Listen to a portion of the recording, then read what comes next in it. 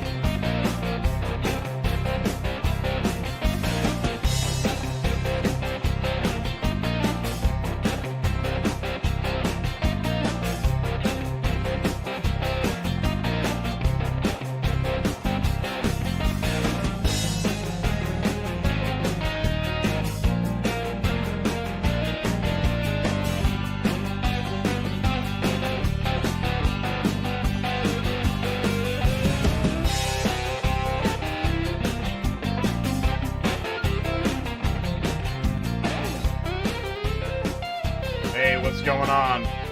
Welcome back to Auto Transport Intel. It's Tuesday Nights Live. I'm Jay, I'm your host, and I welcome you back. I really appreciate you coming back for another dose.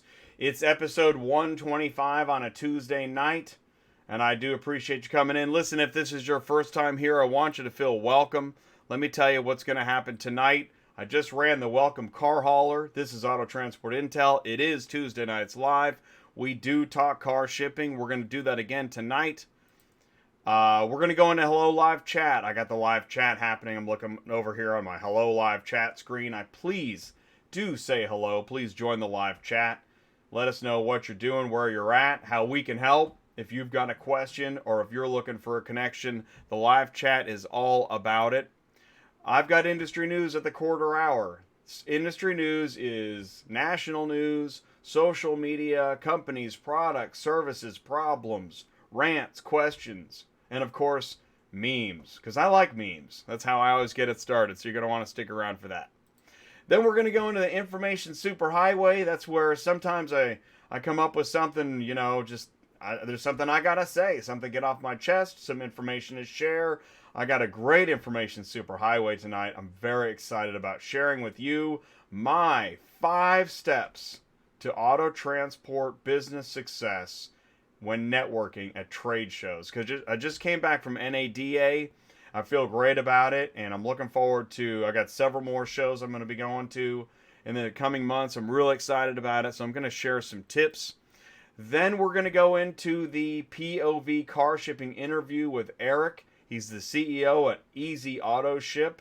So 35 minutes, maybe 45 minutes into the show, Eric. So, man, that's going to be a great interview. He's going to share with us his advice and tips as a POV car shipping broker advisor. I'm going to say expert. He's got a lot to say. And then we're going to open up the discussion panel. We're going to bring in Joe and Lindsay, also of Easy Auto Ship, and we are going to have us an Easy Auto Ship party. So if you're a carrier and you've got car shipping broker questions, perfect time to bring your questions. If you are researching brokering, you can learn a lot. If you are a dealer or a shipper and you want to learn from a broker that cares and is really into customer service and doing it right, you're going to love this show. So I appreciate you joining me for that. Here's what I need to do. We're going to hear a word from Murphy Auto Transport Services, and you aren't going to want to miss it. By the way, Sue, Murphy Auto Transport, we are going to be live on Thursday at noon. What? Are you completely stressed out from all the calls and the contracts and the verification of loads when nobody answers the phone? Call Murphy Auto Dispatch Services today. Murphy Auto Dispatch Services has over 15 years of experience in the transport industry. We are your office while you are on the road. We book, we verify, and we bill out your loads for you. We have an excellent accounting staff and an even better dispatch team. Give us a call today at 417-273-0021. Or if you want to email me, it's murphyautotransport31@yahoo.com. Give us a call today.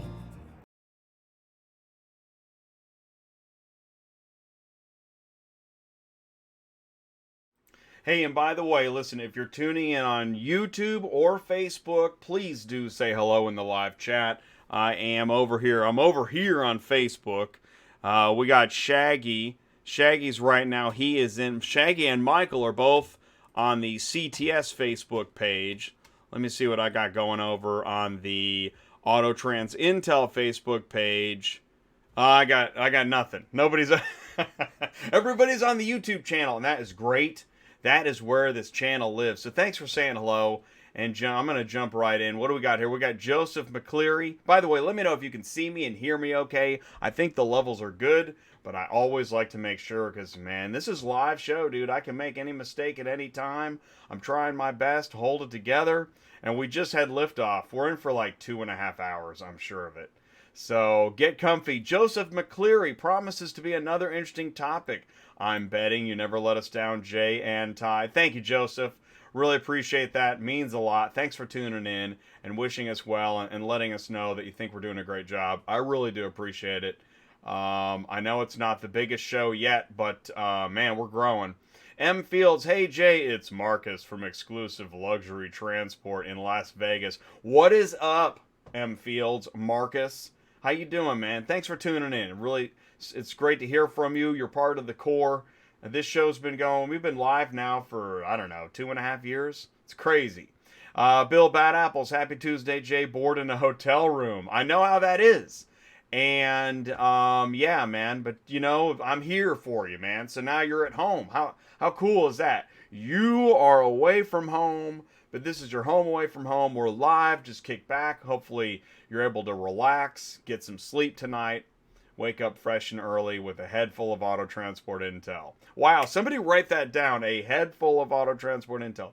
Shaw Auto Carriers, we're a carrier and a broker. Looking forward to the show. That's awesome. Thank you. Because I'll tell you what, if you're a carrier, I feel like you should open a broker side. And then that's two separate businesses. Anyways, we can get into that. But yeah, that's awesome. Thank you for saying hello, tuning in. Do appreciate it. Ryan Wynn. Yo, what's up, Ryan Wynn? Thanks for tuning in, saying hello. Means a lot. Sue. Hey, everyone, going to have a great show tonight. Thank you, Sue. And Sue and I are going to have a great show on Thursday at noon, dispatching live. I have a graphic coming up here in a bit, so you're not going to want to miss that. What? Dispatching Live is back? That's right. Carlos Braxton. Hello, everyone. ACB Logistics. What's up, Carlos? Part of the core, saying hello all the time. Thank you so much. Kimberly is in there. What's up? Auto Transport Intel. Kimberly, thanks for monitoring the chat. Really do appreciate it and everything you do. Matthew's Jokes. Where's Ty? He's always first. Yeah, I don't know where. Is this where you find brokers? Carlos Gutierrez. Hey, what's up, Carlos? Thanks for saying hello. How you doing? Please let us know what's going on, if we can help, if you've got a question. Maybe you've just got money rolling off the bed, Craig, hello. What's up, Craig? How you doing? Thanks for saying hello. Anton Safranovici. Hey, what's up, Anton? Thanks for saying hello. That's awesome, dude. Joseph McCleary. I'm on my phone. I'm Joseph McCleary from Z McCleady Clan. But on Z Computer, I'm Bogey Joe Sr. And to say I'm confused, I'm the man. Okay, what's up? Shaggy, what's up? Jay and Ty. Danny B, hello, everyone. Hey, everyone. Sounds like a good show. Murphy Auto Transport. Got the information. Really, if you're looking for dispatch services, you got a phone number, you got an email. If you just have a question, give her a call. But don't hold her on the line. She is searching for loads. Top Trending, what's up, Jay? How's it going? Thank you, Top Trending. Good to see you in here. I do appreciate it. Here, I'm going to give you one of those, Top Trending. And you shared it. Thank you, Shaggy. I do appreciate it. And I'm good. The sound is good. We're live. Awesome. Thank you.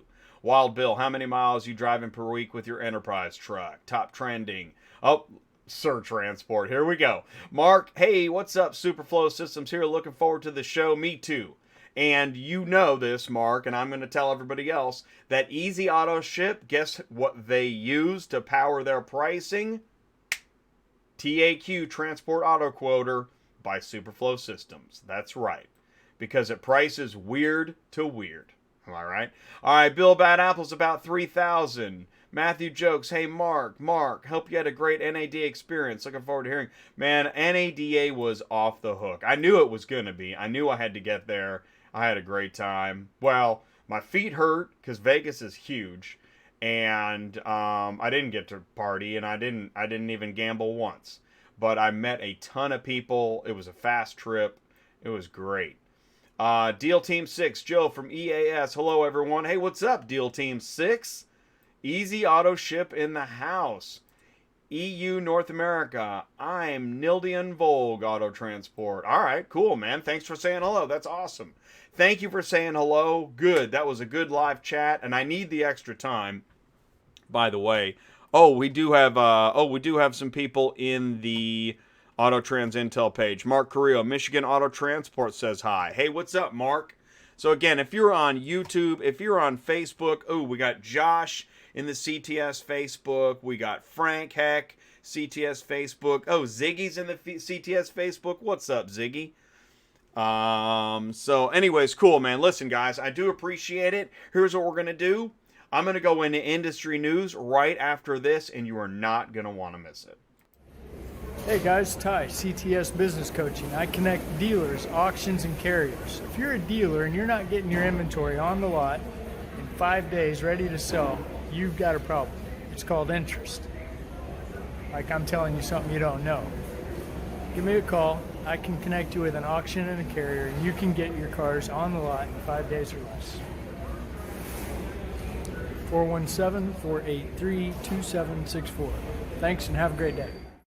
And that is no joke. Let me tell you something. When you're at NADA, every single person there knows about the cost of floor planning, the interest lost when the vehicles don't arrive.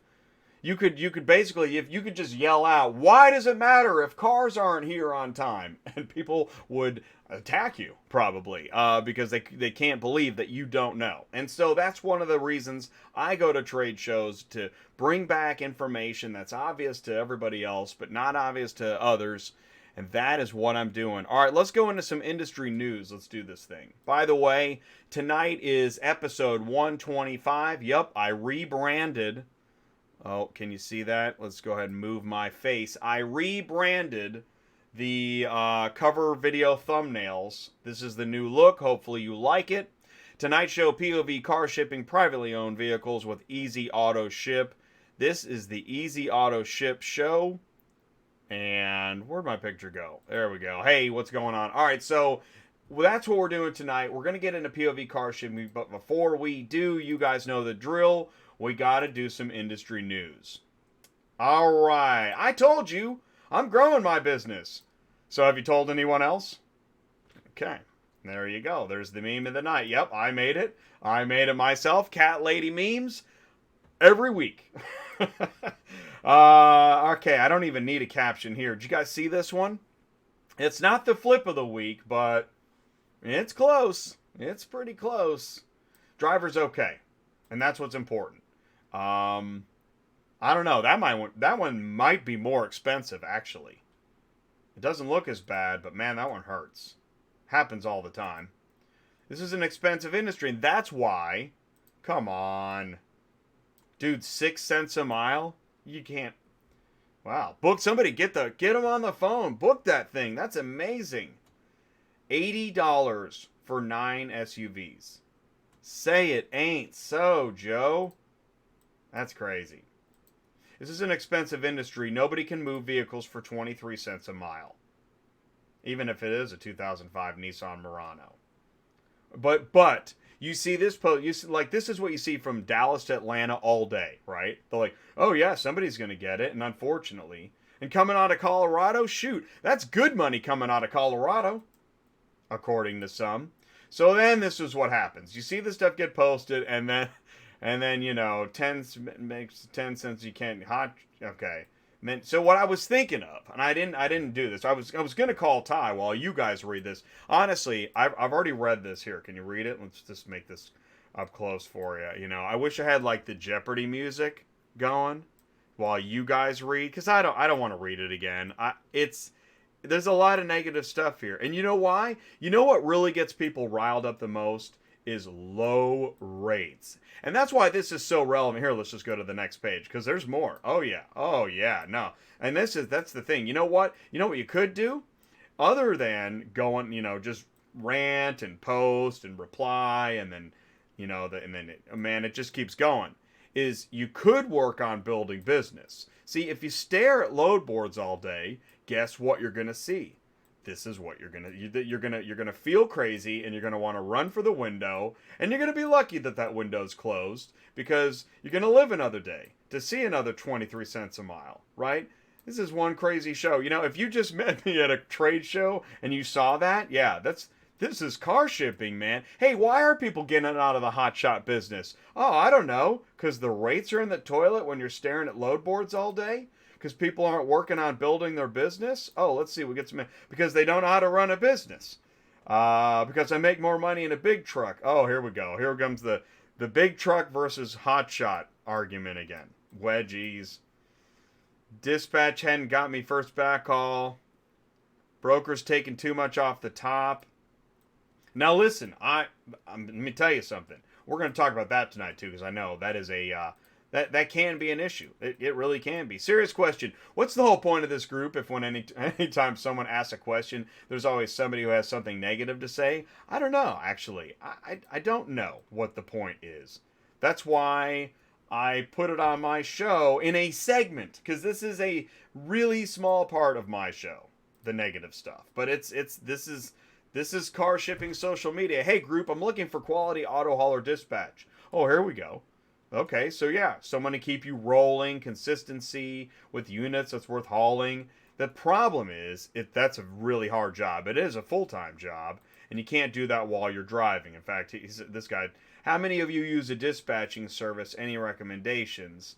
And I love this. I tried to do it all myself. It's not possible. Best loads are gone in seconds. You need somebody to be looking for loads nonstop. This guy's been dispatching me. It's going really well. Here's a phone number. This guy says, thanks, agree. PJ Chase, and he's in their PJC haulers. And I was talking to a dispatcher, and even with the paid notifications for the load board you're already signed up with, even then, you can't get them all, even with paid notifications. What are you going to do if you don't have paid notifications and you're the driver? That's tough.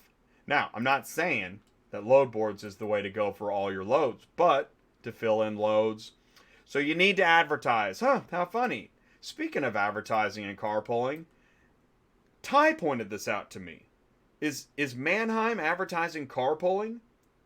That's interesting. I was just talking about paid notifications for a load board you're already a part of. Wait, if you're picking up loads at the Mannheim, why do you have to pay more to have a car pulled? Oh, because nobody can find the cars. Isn't there technology that can fix that problem? That's an interesting concept.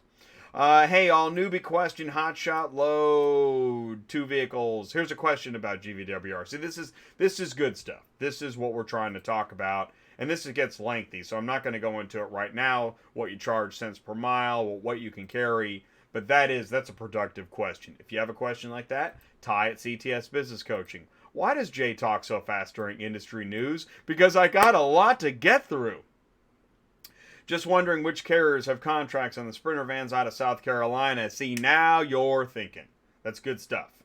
And it looks like everybody, the jury is in. Wagoners. Wagoners 3, Landstar 1, Tribeca 1, Delta 1. There you go. But at least, hey, and if you know it's Wagoners and you can't get that job, call Wagoners. See if you can work something out. For how long I can run on paper logs until I get my ELD installed? Interesting question. Because it's 2020. You can't till the first inspection. Ziggy says 8 days, and Andy says Ziggy is correct. This is interesting because then I think it was Andy's. Oh, program. That pulls up here. You've got ELD language, electronic logging device, exemptions, waivers, malfunctions. Here's rule exceptions. Here it is. Drivers who use paper logs no more than 8 days during any 30-day period. There you go. There you go. All right. So because if you're a full-time driver, you can't stay on paper. That's just not going to work. You need to get an ELD right now. Hey, be on the lookout for this 2018 Cottrell stolen out of Manheim, Ocoee between Sunday and Wednesday. I think that might have been a week ago, actually. Dang, things move so fast. So this news is irrelevant? Aw, thanks a lot, Jay. Well, hopefully they found it by now, because we're going on a week. I lost one in Atlanta Friday. Stolen from the Volvo dealer drop lot, black trailer 2017. Stolen units 530. Just keep an eye out for 530. Hey, congratulations. 1 year ago, Will was a trainee and has become one of our top drivers. That is very cool. So, you know what? It's good to celebrate a win. Here's another celebration. Listen, if you want to see your truck live on Auto Transport Intel Tuesday Nights Live, send me an email, autotransportintel@gmail.com, and see it on the big screen. One person's like, maybe. Virginia Transport, to apply, you must visit. So if you're looking for a job as an auto hauler, Virginia Transportation Corp., they have it posted on Facebook. You got to go to that link. So you can go to Virginia Transportation Corp. on Facebook, search it, you'll find the ad. That's pretty cool. Hey, speaking of Virginia Transportation, so they did a little bit of marketing around Valentine's Day. You really ought to be mine. Sending you loads of love.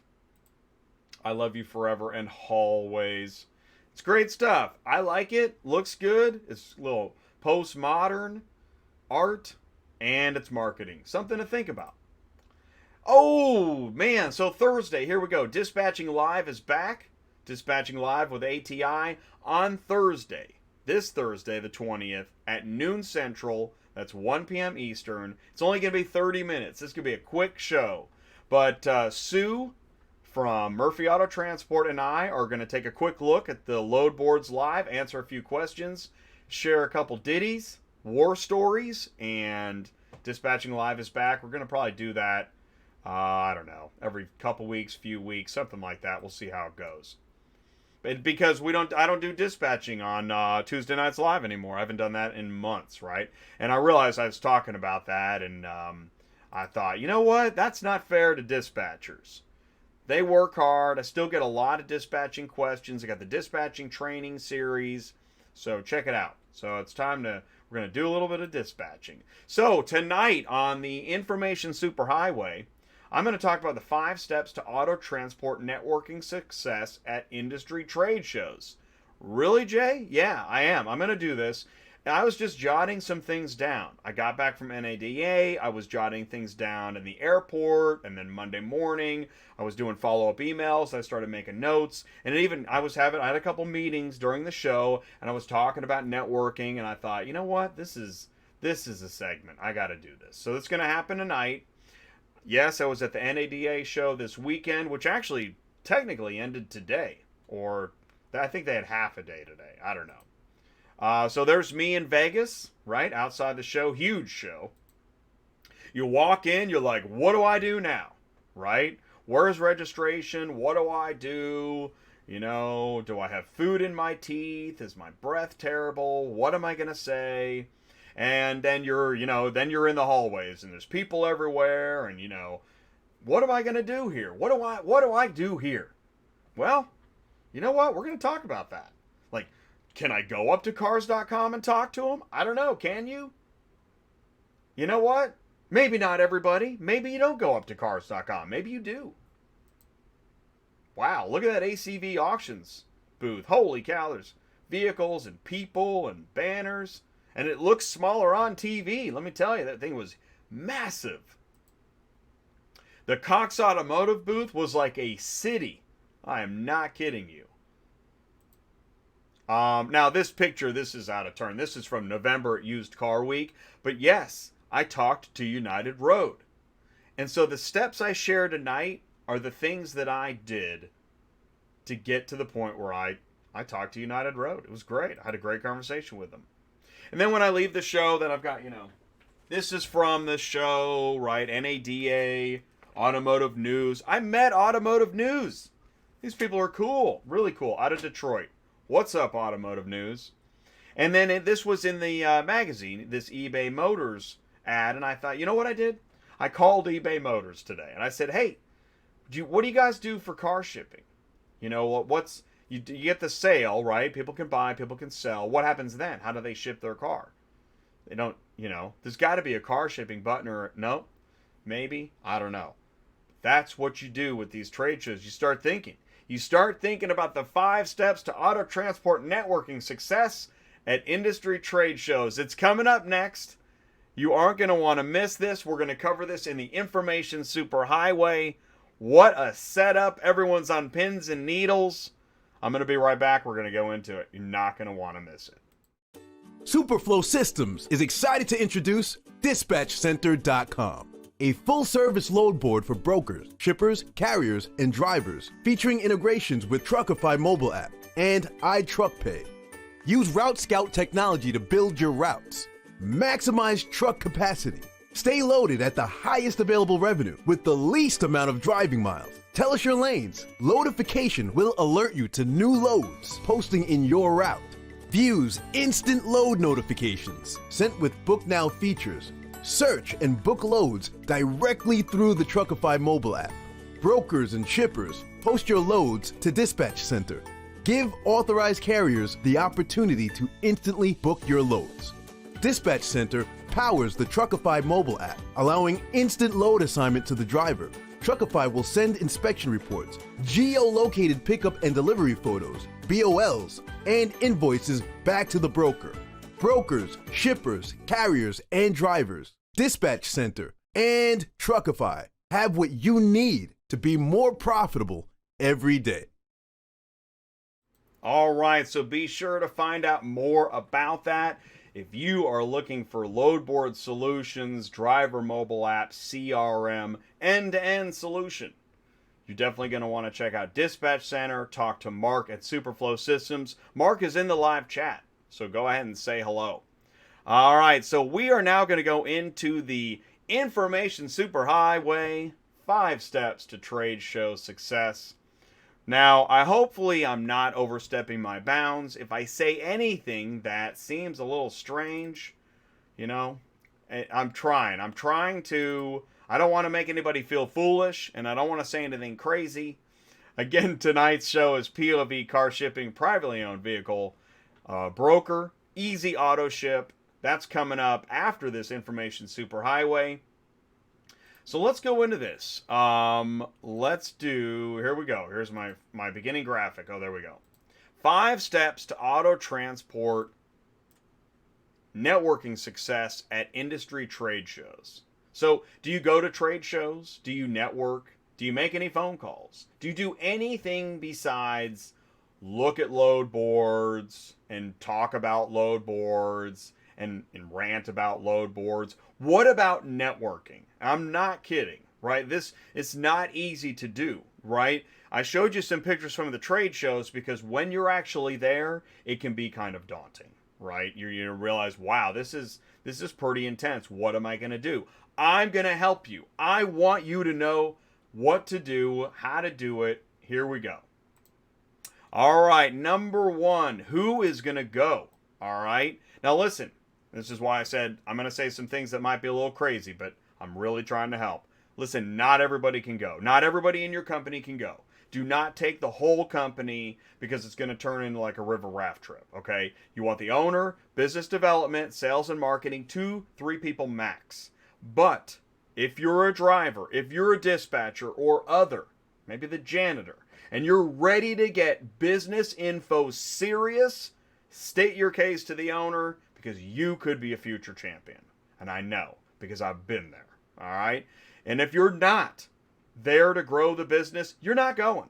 You're not going to the show if you're not going to be serious about business. This is not a shiny truck show. There's other shows like that are great, okay? This is a industry trade show because people, here it is, business attire only. People are dressed up. Sports jackets and suits for the men. Ladies, think business. I can't give women's fashion tips, so I just said think business. But you know what I'm talking about. This is a serious business show. That's why I'm dressed up in the photos. It's a dressy show. Because I'm going to get to why. And you're going to want to fill your time. Get there early, leave late, fill the day. Budget 2 days. All right? I did a Saturday and a Sunday. Worked out great. 1 to 2 nights. There are many great opportunities at cocktail receptions in the evenings. So that's part of it. And it's not a party, right? I didn't write drink too much, but, or don't drink too much. Okay.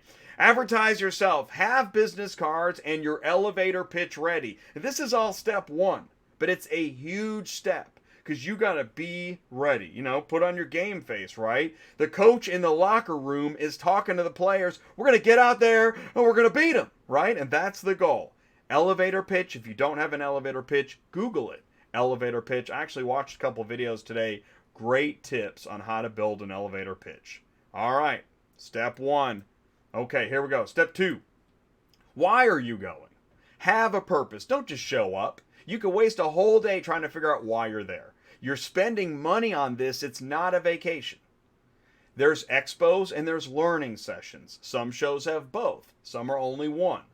All right. Expos are booths that you visit, right? You're going to meet people, you're going to greet, and you're going to introduce and learn something. They're going to rope you in. You may feel like you're wasting time. Learning sessions can be 1 to 2 hour discussions where you go in and you sit down and you listen. Know what both of them are. They're both great. You can learn a lot. Make sure you research before you go to the show. Study the show website. Study the exhibitor, agenda, attendee lists. Save copies. Look at them. Really. Scan them. Whatever you got to do. Have a cigar and study the list. But identify before the event. Identify at least 10 companies that you want to talk to. Maybe even people. Know the person, know their title if you can. Maybe map it out. Look at the expo floor plan. Be a hunter. Collect information. So when you're there, get a tote bag in the morning and fill it with information, not just swag. I'm talking reading materials. You know what reading materials are. I know. And you see, I saw stacks of these things. Almost nobody picking them up. What a shame. Oh my gosh. I get every magazine I can. And you know what? There's a couple I didn't get. There's a couple free books I didn't get. I regret that. I wish I had those books.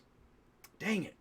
Set goals. Your goal is 10 plus new connections a day. You can do it. If you're there all day, you can do that. 10 plus business cards a day or connections, whatever. Because now we're ready for step 3. What are you saying? All right? Be in the moment. It's showtime and your goal is to network, talk, and listen. Time is money, so get going. Get out there. All right. Okay. All right. So there you are. All right. Now what are you going to do? Okay. So remember, we talked about elevator pitch. Okay. So you got your business card in your hand. Walk up. Give them a business card. Ask for a business card. Shake hands. Smile. Say your elevator pitch. My name is Jay. I'm with Auto Transport Intel, the car shipping business channel. I go live on YouTube every Tuesday night. We talk car shipping, talk to carriers, brokers, dealers, new car shippers. Can we talk car shipping? And then, can you tell me more about your company? And then, okay, make sure you're saying thank you. We provide car shipping business services. Maybe we can help you. What is your biggest transportation problem? Here's one. Here's the tip. Don't get defensive. Somebody's going to say something that's going to put you on your guard. Try to be open-minded. Just keep it in mind. It's just a tip. We are all people and human things happen. And they don't know what bothers you, so don't tell them. Problems and solutions. Strategize, propose, and learn. Maybe they don't have any problems. Maybe you could use their solutions. Become a fan, if not a business partner. All right, when your 15 minutes are up, just say thank you. Please let them know if there's anything that you can do for them. Ask if you can follow up with an email. Say, hey, can I send you an email? Invite them to reach out if they have any questions for you. and then move on. Don't wear out your welcome. This is a business meeting. You're not instant buddies. You've added another professional contact to your network. Keep building your sales funnel. It's going to be a busy day. You got a lot more to do. So here's my next tip. Step 4. Make it count. Take notes before you start a new conversation. Jot down highlights, action items of the connection you just made, because you're going to forget. Lock that in. Write a time, a date, a name, a website. They said talk to Bob, whatever. Actually, you get a lot of those. Oh, you should talk to John. Man, write that down. Anything you can remember of that conversation, because you're not going to remember it in a week. All right. And then here's the trash can. Are you sure it was a waste of time?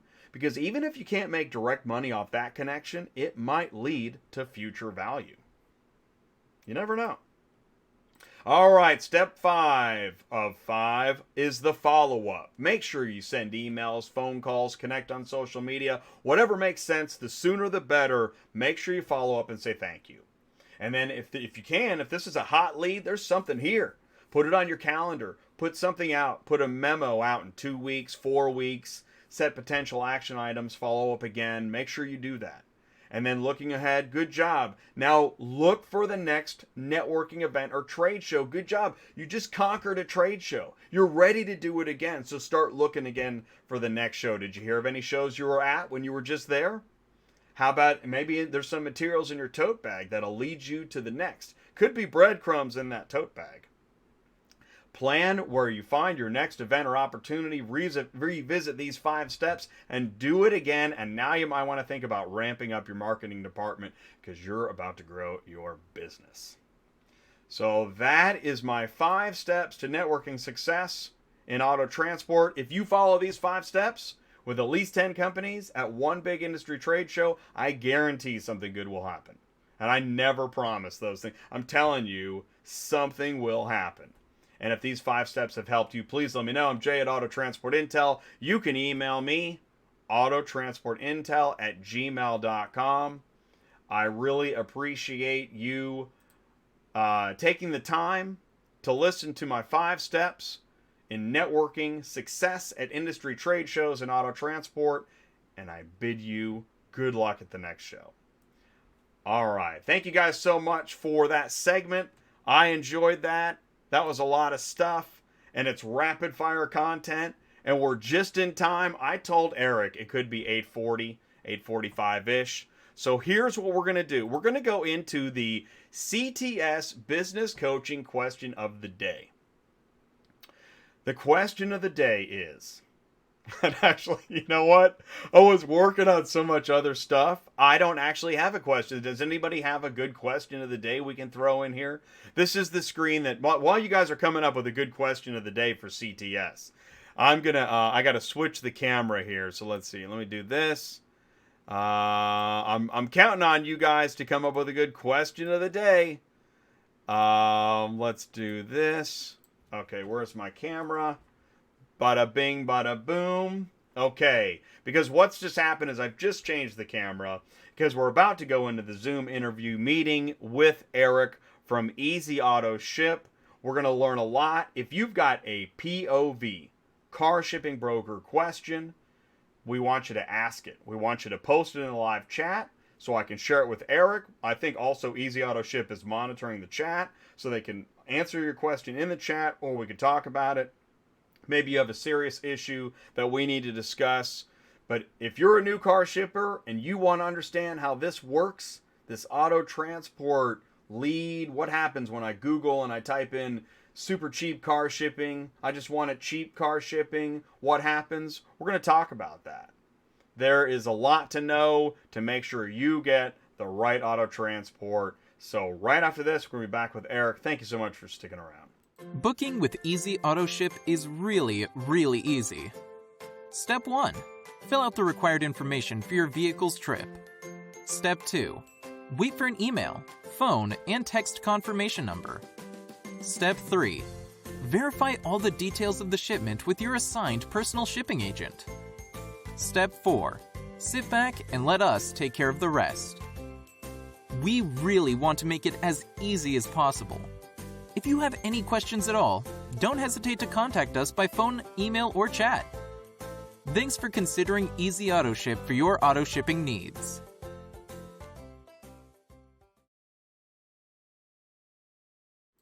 All right. Oh, hey, I had a logo on my head. Okay, so Jay at Auto Transport Intel. Oh, we don't have these up here yet because Eric is joining us in a second. We are going into the interview segment of the show, POV Car Shipping, Easy Auto Ship, with Eric Ray. He's the CEO of Easy Auto Ship. Oh, let's do this. Let's go ahead and open his mic channel so when he joins the show, I've already sent the invite. Silver Mint says, "Where are the gold bars?" Man, do I love gold bars in auto transport. I'm telling you, it's what everybody wants. Everybody wants gold bars, right? Just go drive around, collect some gold bars, call it a night. Man, there's a lot of live chats that I missed too. What else we got in here? Oh, Freight Lady BJ. Hey, what's up? Freight broker new to auto shipping. Awesome. JF Hauling is with us. What's up? Colin Thomas is with us. We like your face. Well, thank you very much, Colin Thomas. We like your face. How about those apples? UG, yo guys, what's the latest 3-car trailer? Okay, cool, man. So here we go. I got Eric coming in. Eric, you are now live on the show. Eric, can you see me and hear me okay? Yes, I can, Jay. How you doing? I'm doing great, man. Thank you so much for joining me. And actually, I was almost right on time.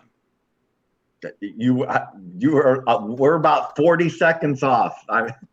You sent me an email saying it might be 9:45, and we're right on point. That is awesome. Well, I talk really fast. I'll bet you by speed talking, I must have saved 10 minutes.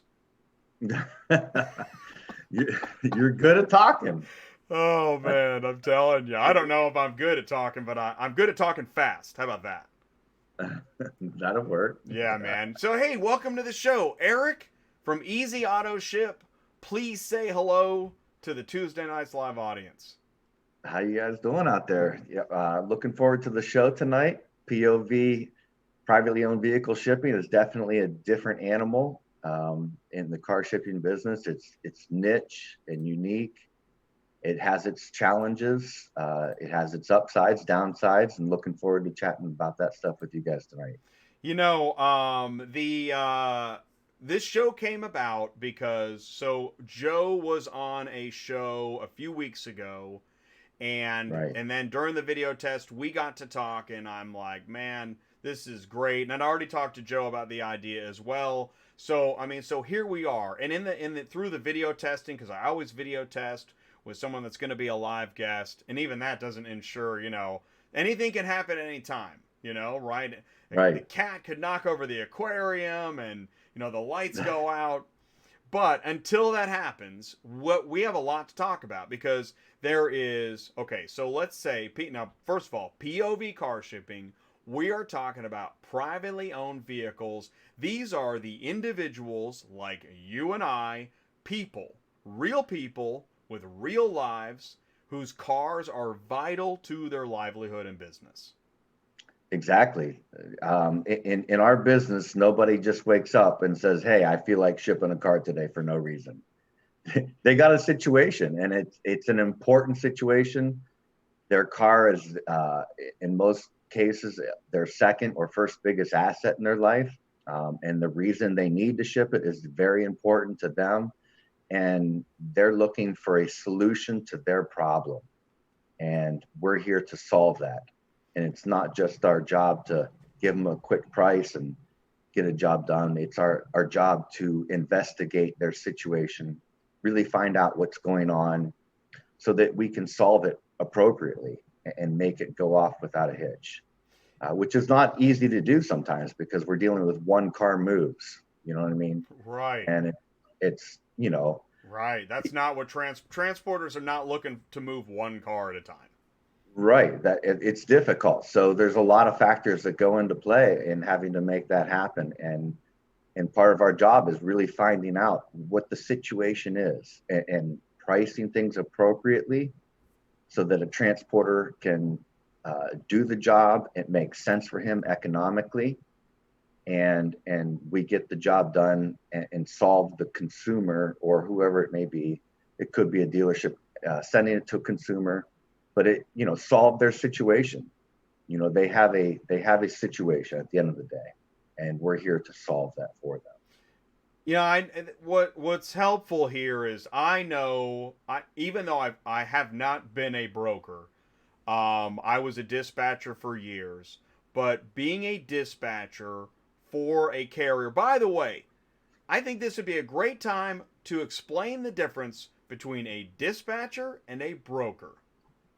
What's the difference? Because there are people right now that do not know. No fault of their own, they just don't know. What is the difference between a dispatcher and a broker in auto transport, in used car shipping?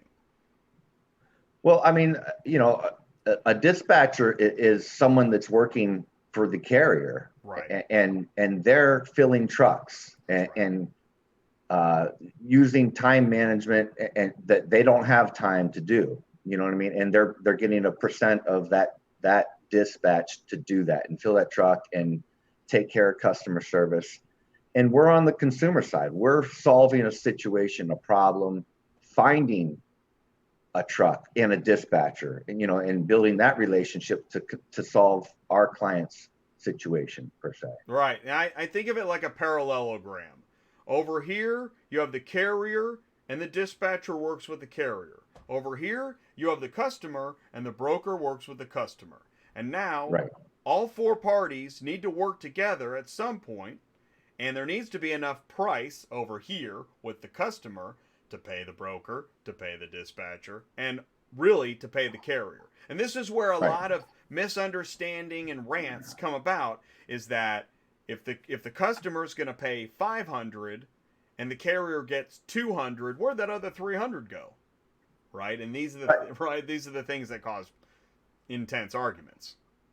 Well, I mean, like you said, we're dealing most of the time one car moves. You know what I mean? When you're dealing with truckloads at a time, it's a different ballgame. You have, and with those type of clients, for dealerships or repossession companies, when you're dealing with a lot of cars or in one spot, they go into another spot, you have relationships with carriers that you build on certain routes. With POV car shipping, it could be anything. It could be from metro to a weird spot to metro. It's random, you know what I mean? And you're dealing with one car. So the carrier needs to get paid appropriately. We need to get paid appropriately to figure out the situation so that we can run a business and customer service it and just do our job. You know what I mean? As a brokerage. Now, there's go ahead. I jumped into price, and that's talking out of school, and I did that because I showed the parallelogram and talked about dispatching. But ultimately, when we go back to the inception of the order and the customer, like you said, they have a problem, or it's not, maybe it's not a problem, but they're definitely looking for a solution. It's not like you're just scanning a grocery and checking out. It's not that simple. It's not, and in today's world, POV car shipping has changed drastically over the last 6-7 years, because before 2013 or so, it was mainly driven from metro to metro city because high-speed internet was only available at those points in metro cities. When you lived in the outskirts, you weren't shopping at sites like eBay Motors because you couldn't get high-speed internet, download pictures, and I mean all that stuff. Right. So you weren't triggering. There wasn't a lot of online triggering of POV car shipping needs. And now you could be, a 16-year-old kid, and your dad said, "Hey, go ahead and pick your dream car out. You got this budget," and that kid's searching all over the country, and he may live out in the middle of nowhere. You know what I mean? Well, so it's you just made me think. I'm going to guess that if you go backwards in time, people were a lot more helpful about where they might meet a driver, right? Or flexibility of time. And today it's like, no, it's 2:30 in my driveway, guaranteed. Right. Well, that's today's world. Yeah. And that's, I want what I want, and I want it now where I want it. And that's another thing, is that I'm not, again, I feel like I always say this, I'm not making fun of anybody, but it's not fair to yourself to think that's realistic unless you're paying for that. That's going to cost well, and that's exactly right. I mean, and which is why we use softwares like Transport Auto Quoter. It figures out the economics of a single car move, which makes sense to the driver. Because at the end of the day, that's the only way we're going to move vehicles appropriately in the timely fashion that we need to move them. And it makes sense for a driver and for the driver to get paid appropriately, so he's happy about it and he gives our customer a good experience. If the driver's he just take load just because he needed to fill a spot, and then he's pissed and he says, here's your load, you should have paid this. You know what I mean? When he gets there. And boy, that has happened. And that's where you run into does. Yeah. If you think you're going to pull one over on the driver, wait till he gets there. That's exactly right. To believe it, drivers are not scared to tell you what they think. I mean, no, they're not. And they've been driving hundreds of miles planning. Right. And if he's going to drive 100 miles out of a major metro city and get the same price he would have in the metro city, that last 100 miles, his blood's starting to boil. You know what I mean? He's like, oh, his man. ELD's going crazy, and he's got to skip lunch just to get to the end of the day. And when he gets there, he's not so happy. You know what I mean? And he might have made 40 cents a mile to that metro city, and then he's making another 40 cents a mile going out some single lane road for an hour and a half to deliver this car where he's not picking anything up for sure. I was just going to say, exactly. So not only has he gone way out of the way, and maybe how about low-hanging trees? Isn't that another one? Nobody thinks about the trees around them, and until the car shows up. Right. So I mean, like I said, that's why we use like TAQ, because it knows, how economically it needs to be priced. So say something's come from LA to Columbus, but if it's in Chillicothe or New Lexington, Ohio, which may only be 35, 40 miles outside of Columbus, but it's a hard 35, 45 miles. And that driver needs $1.50 a mile for that last 50 miles. He just does, because it's a pain in his ass. Man, I mean, he's got to drive slower. And I mean, there's just so many reasons. There's so many factors. There's way more chances of him getting the ticket. There's so many factors going outside the metro city. No kidding. Exactly. Just being off the beaten path that far, now you run into a DOT officer, and he hasn't had a great day, and it is unbelievable what happens, and all because when we go back to the inception of the order, somebody wasn't willing to get real about what is going to go down. Right. And that's the thing. So, or they didn't know, or they weren't experienced. Right. Exactly. And which is why, if you're a new POV broker out there, we do suggest using something like Transport Auto Quoter that figures it out. It just knows what it should be priced at. Because if you use something like JTracker and it goes off of a history of things versus what it should economically pay, it's not a very good idea, because you're going to see things that drivers have taken things for, but that's not what they necessarily should have been paid. Yeah. You know what I mean? In fact, that makes me think of speculation. You're just speculating. Well, the last three guys did it for nothing. Well, that was stupid. Yeah, exactly. I mean, that doesn't mean you should follow in their footsteps. And as a dispatcher for a carrier, the one booking the load, the one negotiating, I've said flat out to brokers that have said, well, if you look at the compare button, I'm like, you know what? That means nothing. It doesn't. Those were all terrible decisions. Let's go with the jump off the cliff. Just because those last three guys jumped off the cliff, are you going to jump off the cliff? Well, hey, it's like, no, it's goose, good for the goose, good for the gander. Don't do it. Don't hit the compare button.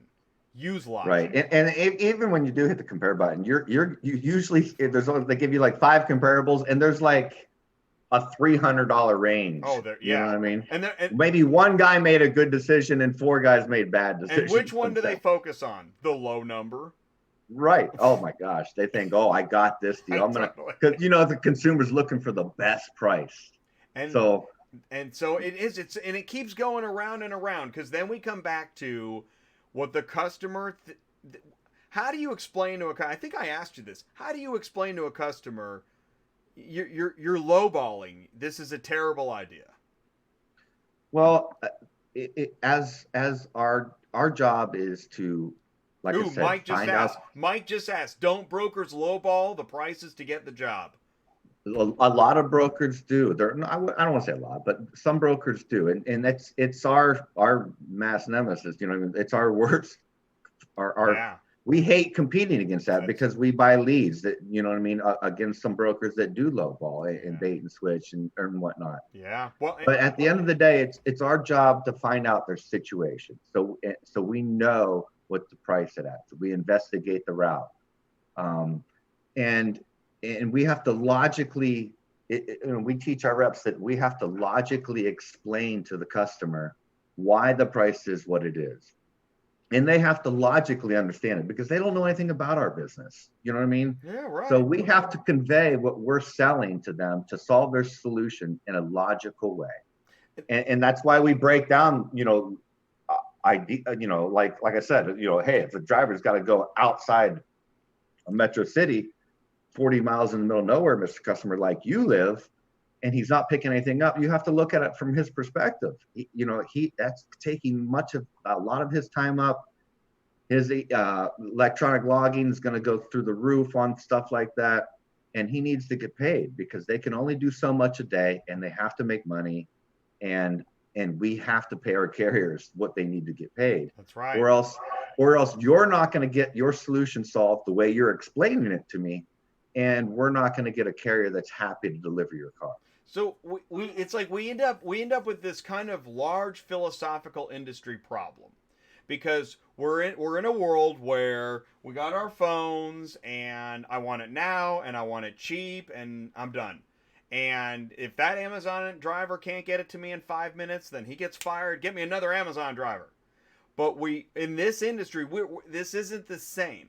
So it's almost like, just like we need billboards to tell people, listen, slow down, seriously, do not cut off that driver unless you're ready to die. Also, we need signs that say, if you're shipping a car, do not go for the cheapest rate. If the guy that you get on the phone is just like, yeah, we're super cheap, let's go, that is not the right broker. It's not. And I truly, our industry in POV car shipping, you really get what you pay for as far as an experience goes. And most of the time, the brokers that are quoting that lowball price, if you check them out on the BBB, they will not have a good A+ accredited rating. You know what I mean? The BBB will tell the story because the consumers know to go there and report that stuff. And our business is not easy. Keeping good ratings because we're dealing with one situations, and a lot of those one situations is not easy. You know what I mean? So having a good rating at all different sites it's not easy. We work really hard at it. Well, yeah, and when people get upset about their car shipping, they write a full page. My God, I mean, I'm I've telling read you. some. Yeah, I mean, in a lot of situations you can't blame them. Yeah, it's because your car. It's their car, that it's what they need to make their life happen. And when they're moving and they need that car and they're expecting a certain situation to go down the way they explained it to you, and you need to solve that, and then it doesn't happen that way, I mean, you can't blame them for being upset. So it's interesting. Like so I caught a flight this weekend, and I got some really cheap flights. So that, I mean, I'm looking for cheap flights. We're all looking for cheap things when we're shopping, but there are some things we know. So if I'm going to go on like an island vacation, which I never get to do, but one day when I get to, I'm probably not going to go with the cheapest island vacation. Why? Because I know the experience won't be the same. Right. And it's our job as our reps to convey that to them. It's hard though. It's not easy because It's the be consumer they want to hear what they want to hear, and yet we fight the battle of telling them what they need to hear versus what they want to hear. And their phone is buzzing with other calls, right? Oh, as we're talking to them, we're like, we're talking to them and they're getting a text, hey, we'll do it for this. Oh, I mean, man. we're like, listen, geez, it's That's not going to brutal. happen. It's tough. That'd be it's like, not easy. It'd be like speed dating. Like more people just keep coming. Hey, baby, what's up? We'd be like, no, wait. Yeah, it's a different animal, because in POV car shipping, when you get into the business, like I said, there's only if you're just getting into the business, you need to buy leads. You know what I mean? Right. And that means you're going to compete against other brokers, and you're going to be in this situation that we're talking about. And it's hard. It's not easy to compete like that and against these different variables that you can't control, and then you have to overcome as a salesperson to convey a logical message to the consumer to win their business. Because you can't, if we lied, then we're screwed. So. Well, what I was thinking was, okay, so for the new broker, because this is a great show. If you're a new broker, this show is gold. Because, I mean, there are videos about brokering, but one of the great ways to learn is to listen to a conversation, right? We're having a conversation about what it's like to be a POV broker. So the kinds of ways that you get leads are, so you can buy leads from a lead generator, you can do pay-per-click, Google ads, outbound sales. Did I cover it all? Is there more? Yep. No, I mean, you can, the number one way which is golden, I guess, is organic position, but that's difficult. I mean, everybody and their brother's fighting for that position and spending a lot of big money on SEO and stuff like that. Because if you can get that position, that's great, obviously. Yeah. But that's difficult. And if you're a brand new company, that's not going to happen.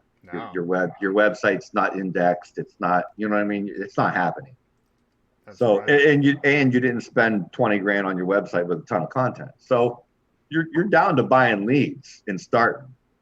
And if you're a carrier and you're building your broker side, which also I think is highly recommended for a lot of carriers, if you're meeting people, you have the same problem. You don't have a great website and all this SEO. Right. So you definitely you have to learn.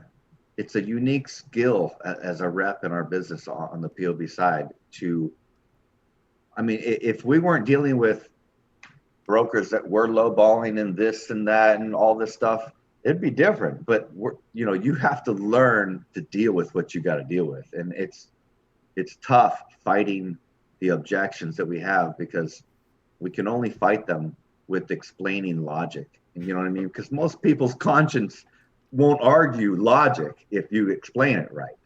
You know what I mean?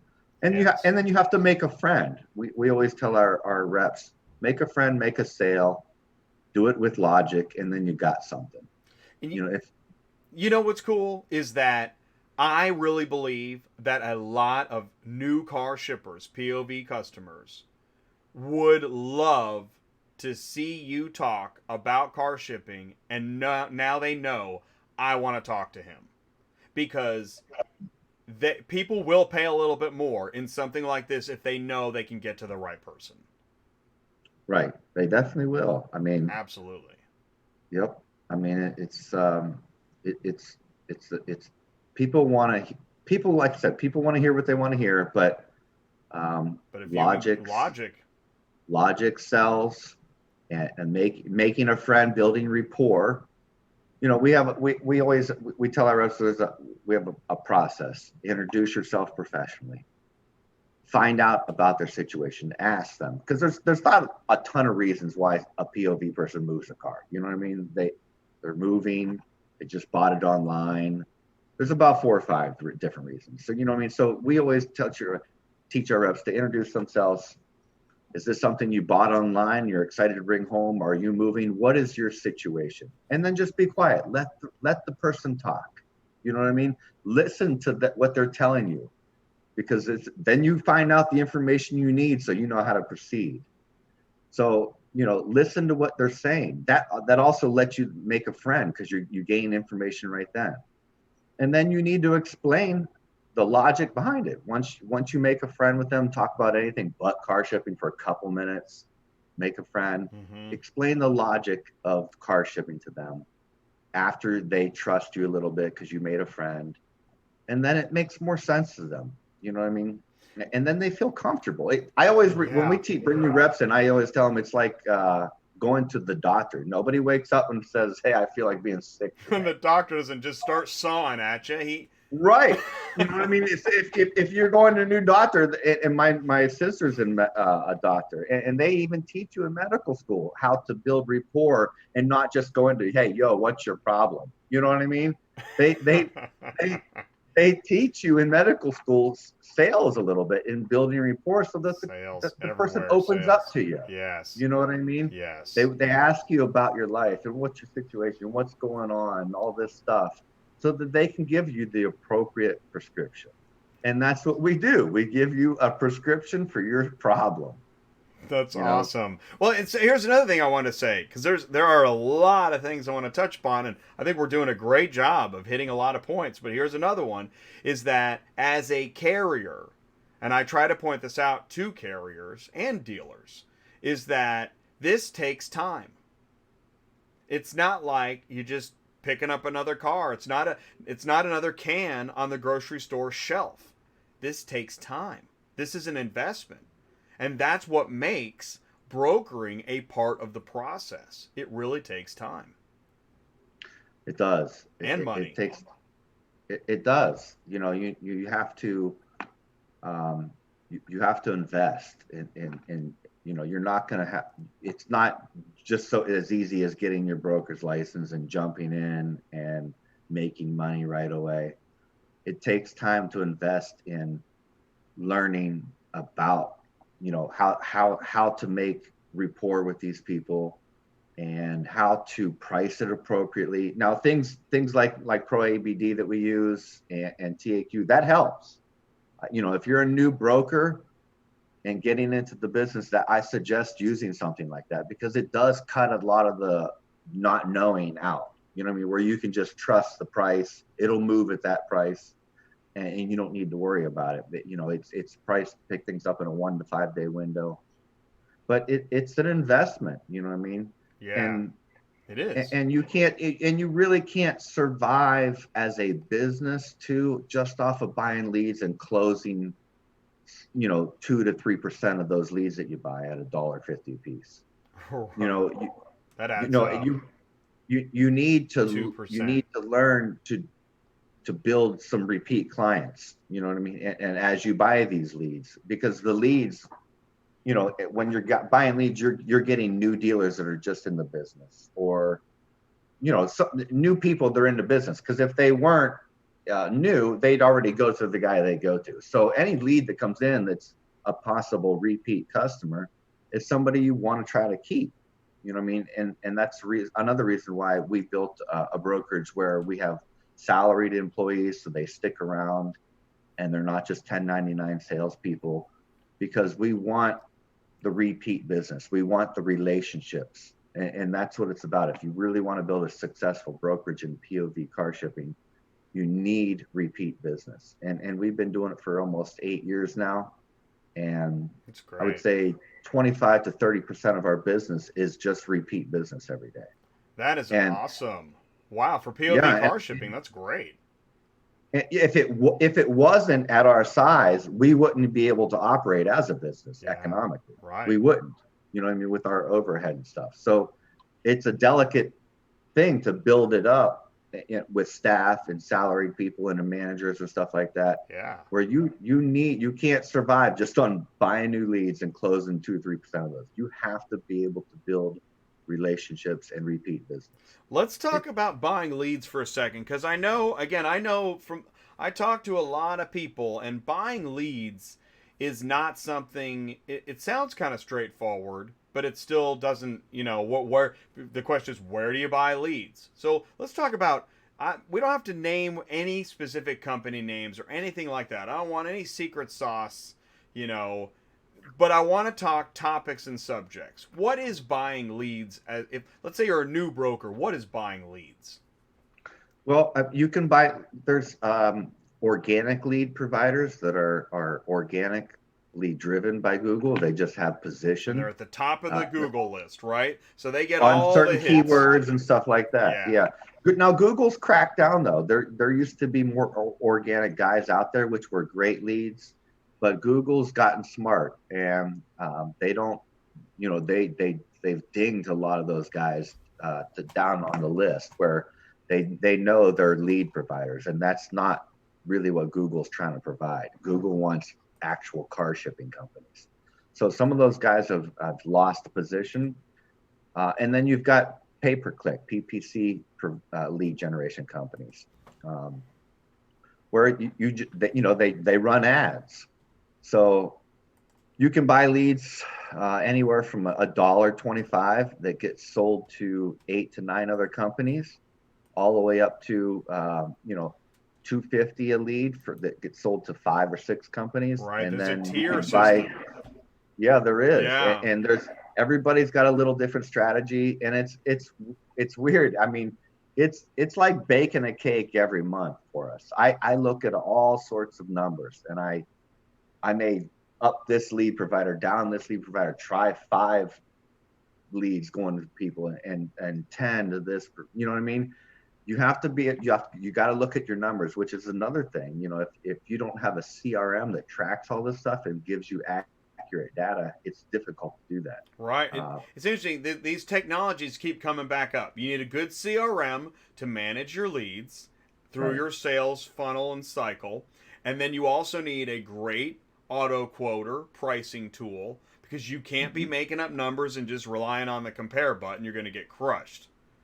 Right. So, and man, there's some great, by the way, I want to say this, there's some great comments coming in. I can't get to all of them, but I'm trying to manage them in my mind. But on this buying leads thing, okay, so you've got lead generators that are great at harvesting organic leads because they're at the top of the Google no matter what you type in. Cheap car shipping, fine car shipping, ship a car.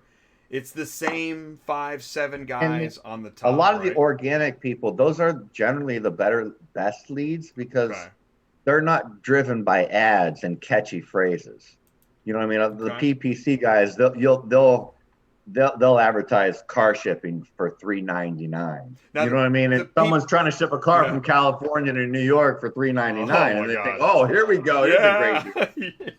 So they click on it. You know what I mean? Now the next thing you know, that gets sold to 10 other companies, and we're all trying to sell. And that's an ad. That's $1,000 move. So and $3.99. A PPC, the $3.99, LA to New York PPC. That's an ad, right? It's an ad. And people that got the lead are like, "What are you talking about? $3.99?" Right. But the guy doesn't care. He got the lead, and he sold it to 10 people, and he's at the island, and everybody else is fighting in the sewers. Right. I mean, at the end of the day, that guy still needs to get his car shipped, and oh yeah, he needs to be. That guy needs, like I said, he needs to make a friend with somebody that he trusts, and then he needs to be explained the logical situation of the situation. You know what I mean? And that's what we have to do. We have to tell them that was just an ad.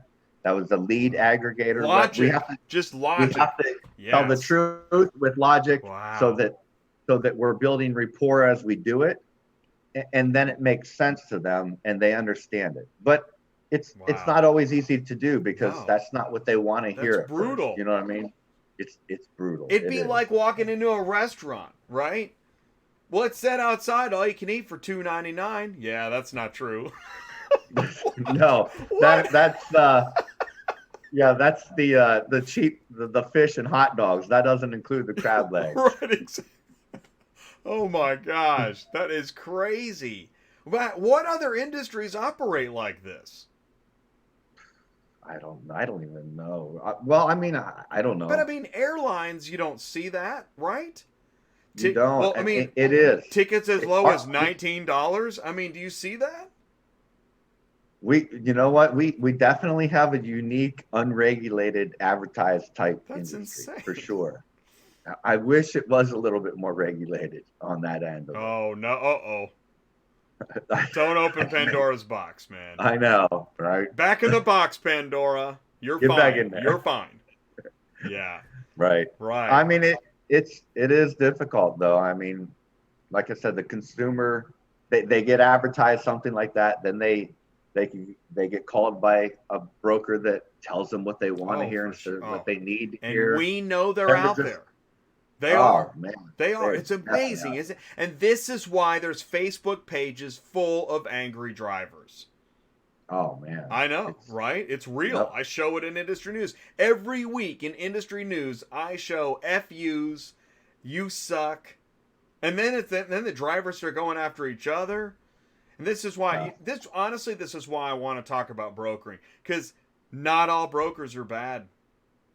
No. I had to find out the hard way, too.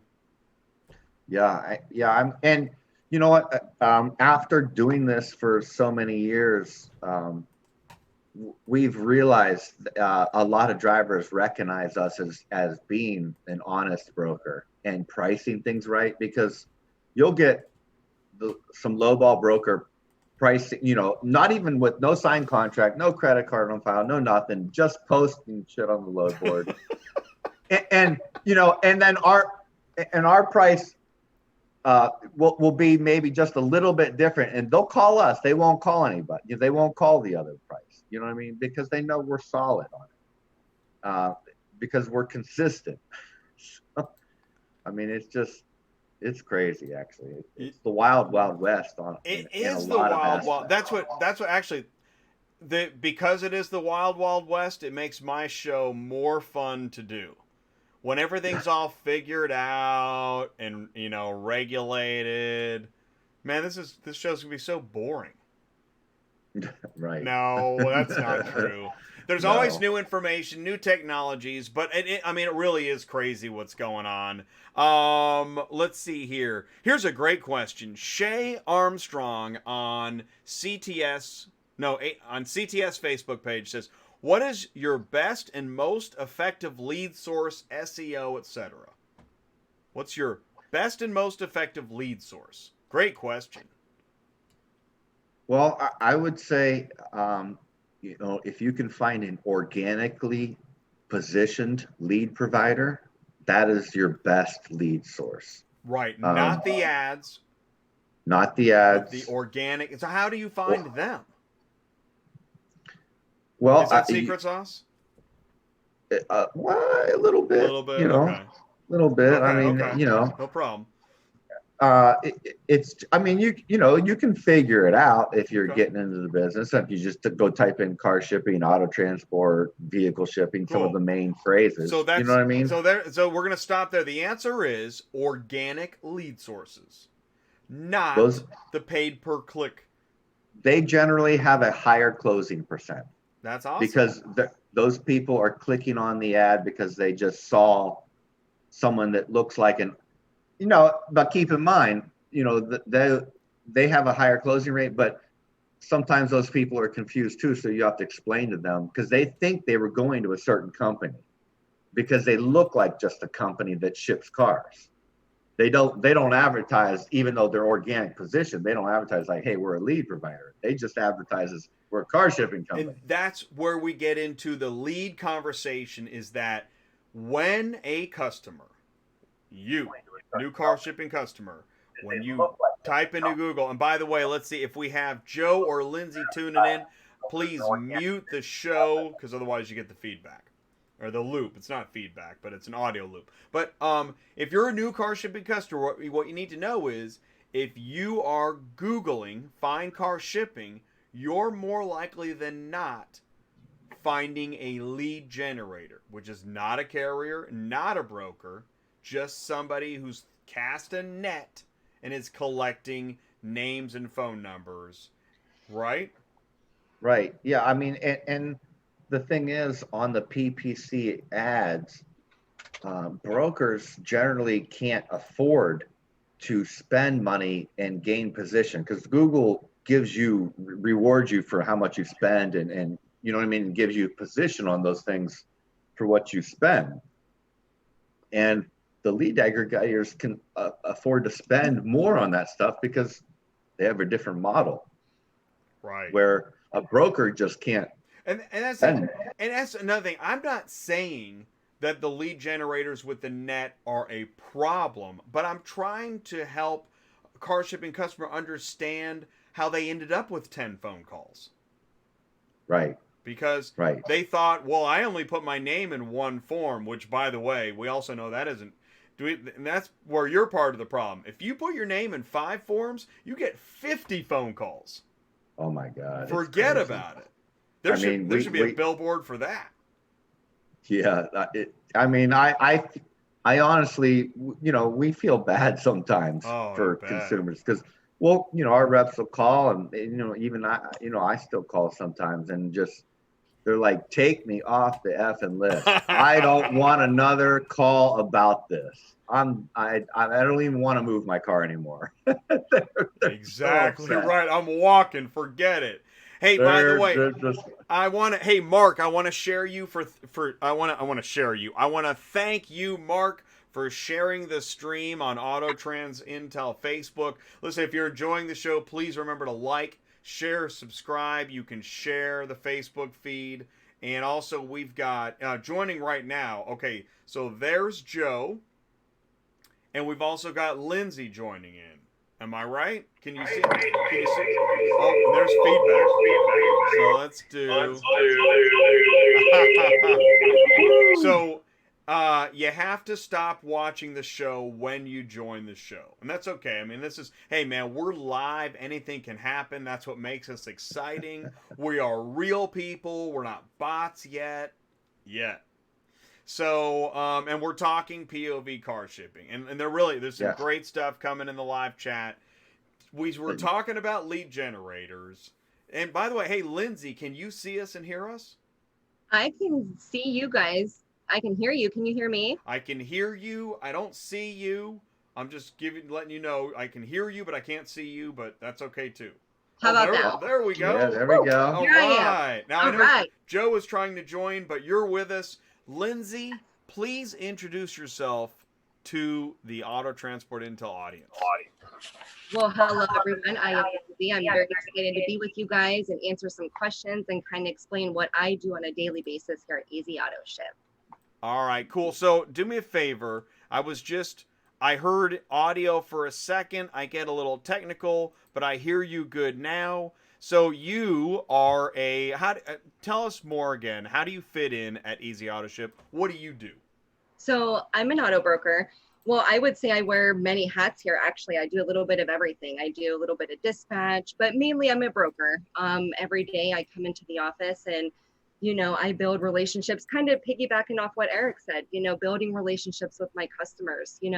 I set them up with drivers, and some of this, it's very exciting for some of these guys. They're buying cars, or I just talked to somebody and they bought a car. It was a gift for their mom that they haven't seen in a really long time, so it's really exciting to do what I do. But, also that connecting my customers with good drivers and getting the schedules and everything to kind of line up. So it's a lot of stuff that I do. You work long days, I'm sure. I do. We do. Yes, we do. Yes. I mean, it's worth it. It's an all day thing. When you come in the morning, you have messages, emails. Yes. You've had auto quotes going out during the middle of the night, right? Absolutely. Yes. And I know, like in the dispatch office, what I did when I was dispatching is I would be, while I'm driving to work, I'm getting emails, I've got loads that I looked at and people are replying. So I get in the office and I'm just slammed. Yes. It's like absolutely. that all day, Soon right? as I walk in. Well, listen, let me tell you, Jay, I am actually an early bird. So I'm not scheduled till 9 a.m., but I'm here at 7:30 every morning. So I can get through my emails every day. Yeah. And I think that what keeps me ahead of the game too is I'm here early. A lot of these guys, they like to call early and get their stuff done. If you call before you go to work, you know what I mean? You want to get your stuff done. Oh, that's a big point. Because people need to organize car shipping. Absolutely. And they can't do it while they're working. Especially with all the cameras now and the microphones, and we're all like under surveillance. Absolutely. Yes. Yep, exactly. So lunchtime's crazy for a lot of people too. So I work through lunches. There's times I have to stay later if I have to. So it's an all the time thing. I my customers have my cell phone number. I'm always checking my email from home. So it's an all the time thing, but I do that to be the best person I can be for my customers. And that's important. And that's what gains return customers and referrals. And that's honestly what keeps me alive here at Easy Auto, because a lot of my business is returns and referrals. So it goes a long way. It really does. And it's interesting, at the dealers, it shows when they're talking about, sales, is that the customer, whoever the customer makes contact with at the beginning of the sale, they want to keep the same person. That is correct. That is absolutely correct. So now you are tied to their car shipping. Mm-hmm. Yes. And that's how you gain even dealership accounts too, because I'm required to do that as well, is to reach out. And, when the dealerships are calling in, we ask certain questions to build relationships with them too, so that's where hopefully one day we can move all their stuff. So that's something that we're looking forward to do too. And that I build on a daily basis with these guys. Yeah. Yeah, no, and then just after hours, same thing. You have, hey, Lindsay, I need help. I got a situation. Yep. And you're Absolutely. tied. You're there. Listen, even I had a guy call me earlier. Hey, Lindsay, the driver couldn't pick up my truck. It was an oversized load. It was too big. He couldn't fit it. So what did I do? I was at home. I relisted the vehicle, got him a driver, and we got that problem solved. Like Eric said, these guys have problems, and that's my job, is to solve it and get that taken care of for them. I think you were going to say something, Eric. Were you going to jump in and say something? Well, I just want to say that, Lindsay, the reason we asked her to be on the show with us is she's our top rep, and she's been with us since almost day one. And she books 25 to 35 deals a week every week. And in POV car shipping, that's a lot of business. It's a lot of different problems and solutions to solve. And if you really want to be successful, I mean, you can make a decent living as a broker rep at a company. But Lindsay, you can do well too. Lindsay's a 6-figure person. You know what I mean? She works her butt off. That's awesome. And she's good at it. She's worked. She's done it. She's done it since she's been with us since day one, and she's built up that repeat business. But the only reason she's been able to do that is because she's a good salesperson, but she is there before we open. Sometimes she's there, she's after, you know what I mean? She has the app on her phone where she's closing deals at 10 o'clock at night before she's putting her kids to bed. Yep. You know what I mean? And helping her customers out. And that's the reason why she has the repeat business she does. Yeah. You just got to be there for them. No, and I believe that. And I know that, I mean, this is, I'll tell you, Lindsay, hearing you talk about customers, I bet that anybody listening would think, you know what? Between Eric and Lindsay, I found my broker. That's right. Call me. Right? Here, let's do this. I'm moving some titles around. I want to make sure the audio's good. Hey, Joe, can you see us and hear us okay? I can hear you. I can see you guys just fine.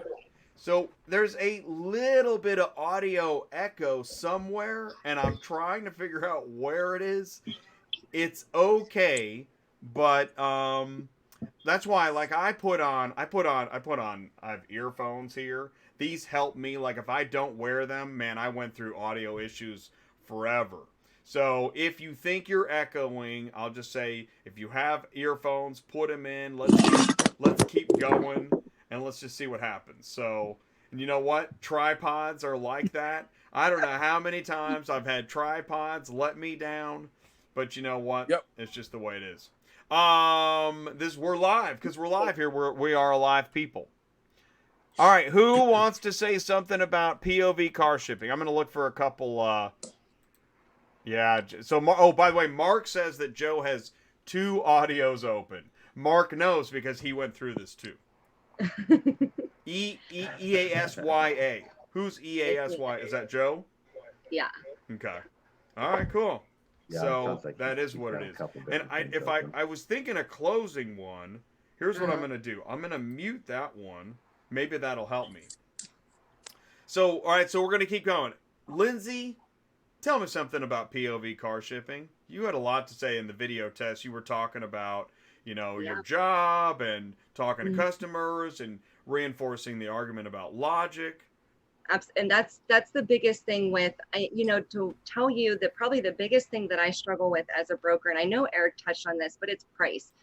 Competing with these guys on price. And I know we can talk about this all day long, but how do you sit here and tell a customer, well, and the customer will ask me, well, hey, you guys do the same exact thing from the same system. Why is your price this price? And why is this guy's price this price? And I'll tell you, hey, you're getting me, you get me 24 hours, all the time. And sometimes, of course, they'll understand, but, it's really just selling yourself. People buy off people that they like. And that's huge, making a friend, making a sell. So that's just another big thing for me. And I think that's what makes me so successful, too. What's interesting, you made me think of like travel agents. We don't really have travel agents anymore, but we still have travel agents in car shipping, and it makes all the difference. Absolutely. Absolutely. In fact, in POV car shipping, this is less easy to automate, right? Yep. You can automate some things. Like, let's say you bought 5 at the auction, and maybe it's going to, another auction or something, a common route. You can automate that more easily. Yeah. POV car shipping, where are you going to, how do you check all the boxes? Like, yeah, I'm in the military, and, I don't know, maybe there are check boxes for that. Yeah. Actually, right now, Mark is like, yeah, we can automate that. Right. Seriously. And that's what we have to remember. We ask them, are you military? Are you student? A lot of different stuff that we as a broker have to discover. And that's everything that we do in the beginning. As soon as we get on the phone with these guys, and the first thing we say, is what? A sale is made the first 20 seconds that you get on a phone with somebody. So enthusiasm and, just being upbeat and energized, I think that goes a long way too when you're talking to these guys. Because sometimes when shipping a car, it's not always a happy experience. Sometimes it is, but it's really just you is what sells it. What do you think? How long do you think it takes to? And by the way, I'm going to do this. I'm going to move this over to Joe, because Joe, I think you can see us and hear us. Okay. I'm good to go, guys. I'm good to go. What's up, Joe? Hey, welcome back to the show. By the way, Joe, you did a great job a few weeks ago. It was a lot of fun, and I've been looking forward to this show here with Eric and Lindsay, and kind of letting everybody in a little bit about how we do it here at Easy Auto Ship. So it's exciting. We've been looking forward to it for a while now. That's awesome. And by the way, I'd say settle in, because it's 9:30 Central Time. I could easily budget for an hour if you guys want to talk for 45 minutes to an hour. Okay, so. If you need a protein, we can talk about it for 2 hours. Exactly, and we do. I mean, I know, because you guys work late, right? Right now, this is normal. We're open 7 days a week.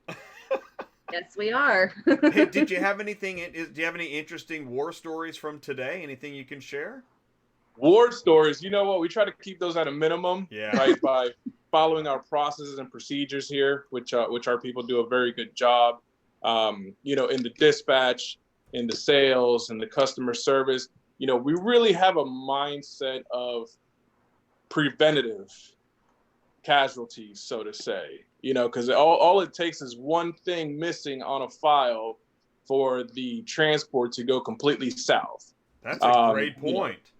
When you're dealing with VIN number, auctions, gate pass, you'd be surprised by not number. having say a VIN number for a vehicle that's getting picked up from a dealership. And now you can't get a customer on the phone because they're in a meeting. Oh. And now that driver's there waiting. And that dealership is not going to let that vehicle go without verifying the VIN number as they should. And so something as minute as that, we really hone in on the details of every single shipment that we do from start to finish. So that as far as casualties go, we really didn't have any today, to be honest with you. It was a smooth Tuesday for us. Yep. Our people, are very good at setting expectations because there's a lot of moving parts when you are shipping in the POV market like we do. And it's really a tool that we use as far as being, what's the word I'm looking for? Transparent. Okay. Ooh, that's a common word today. Yeah. But it's not very common in our industry. You have a lot of other methods that we don't that we don't follow. We kind of like to be a little bit different than everybody else, sell our product a little bit different than everybody else, educate the customer, be transparent about how everything works, and setting the right expectation instead of just telling them what they want to hear. You know, we say it all the time. We don't tell you what you want to hear. We tell you what you need to hear. Mm-hmm. And you may not like it. You may not like what you need to hear, but you will appreciate it in the long run.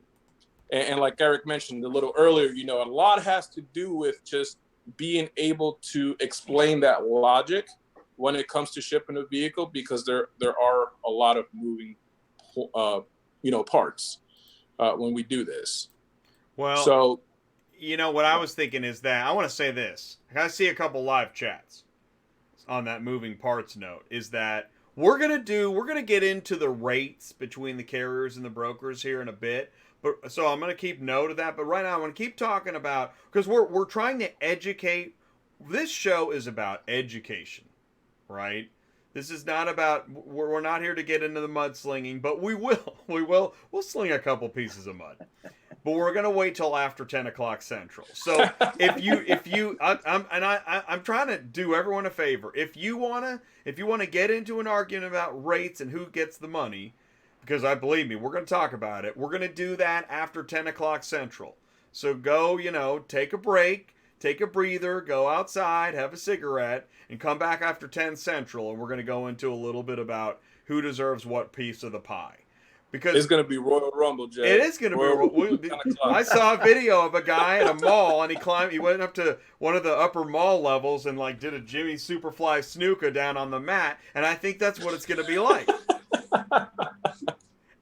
Well, the good news is, the good news is that it doesn't have to be a Royal Rumble, okay? Because we're the first line of defense, and if we sell the product correctly, and if everybody follows suit, everybody eats. Everybody gets paid.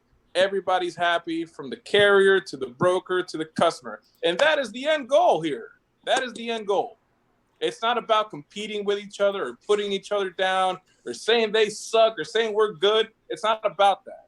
It's about putting respect on the game that we play and making sure everybody is taken care of. And that's why the logic is so important.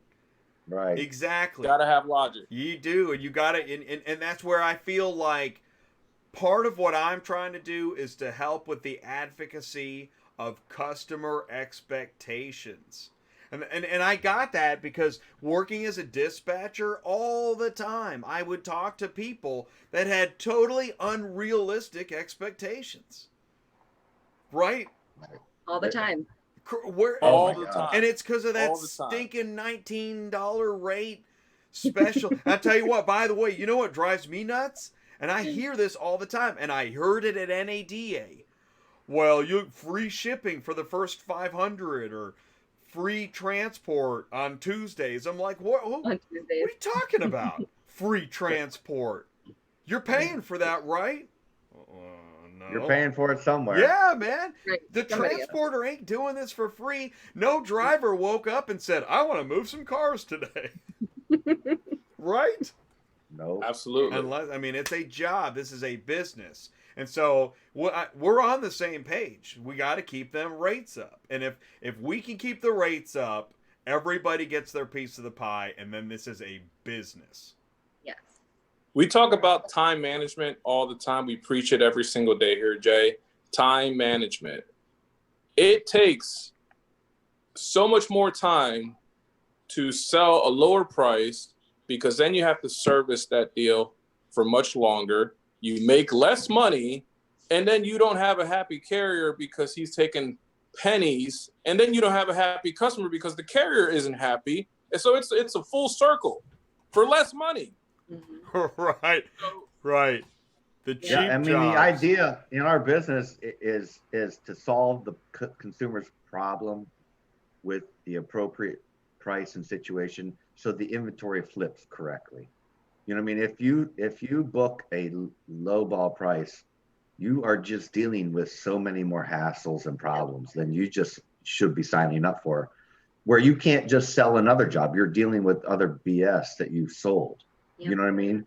So if you want to build a successful brokerage, you need to teach your reps to sell the correct price so your inventory flips. Otherwise, you are just putting out fires constantly, and your time is spent doing that versus moving on to new business. And so, just like the carrier that can't move garbage, a broker shouldn't even consider working with, if the rate makes no sense, the expectations are through the roof and the rate is rock bottom, forget it. Yep. Mm-hmm. I mean, at the end of the day, Jay, we're so confident in our people and our processes. We actually let people go. You know, we don't argue with them. We explain to them as much as we can how the industry works. They still will try to, you know, follow that road and say, well, you know what, you're $200, $300 higher, but I'm going to believe this guy. I'm going to believe him, and I'm going to still try it. And we say, you know what? Hey, that's your choice. The door is always open. If you have any questions, you give me a call back. We'll get it done for you. No problem. And I kid you not, they always call back and they said, Joe or Lindsay, I should have listened to you. Let's just get it done the right way here. Yep. Okay. It happens all the time. Now, here's the thing, guys. Here's the thing. It's not about being greedy. It's not about drivers being greedy because they want all this money. It's not about brokers being greedy because they want to make all this money. It's TAQ gives you the correct price. Don't get it confused with a high price. It gives you the correct price based off the factors of the actual move, which are the locations, the vehicle, if it runs, if it doesn't run, how fast you need to ship, and what the situation calls for.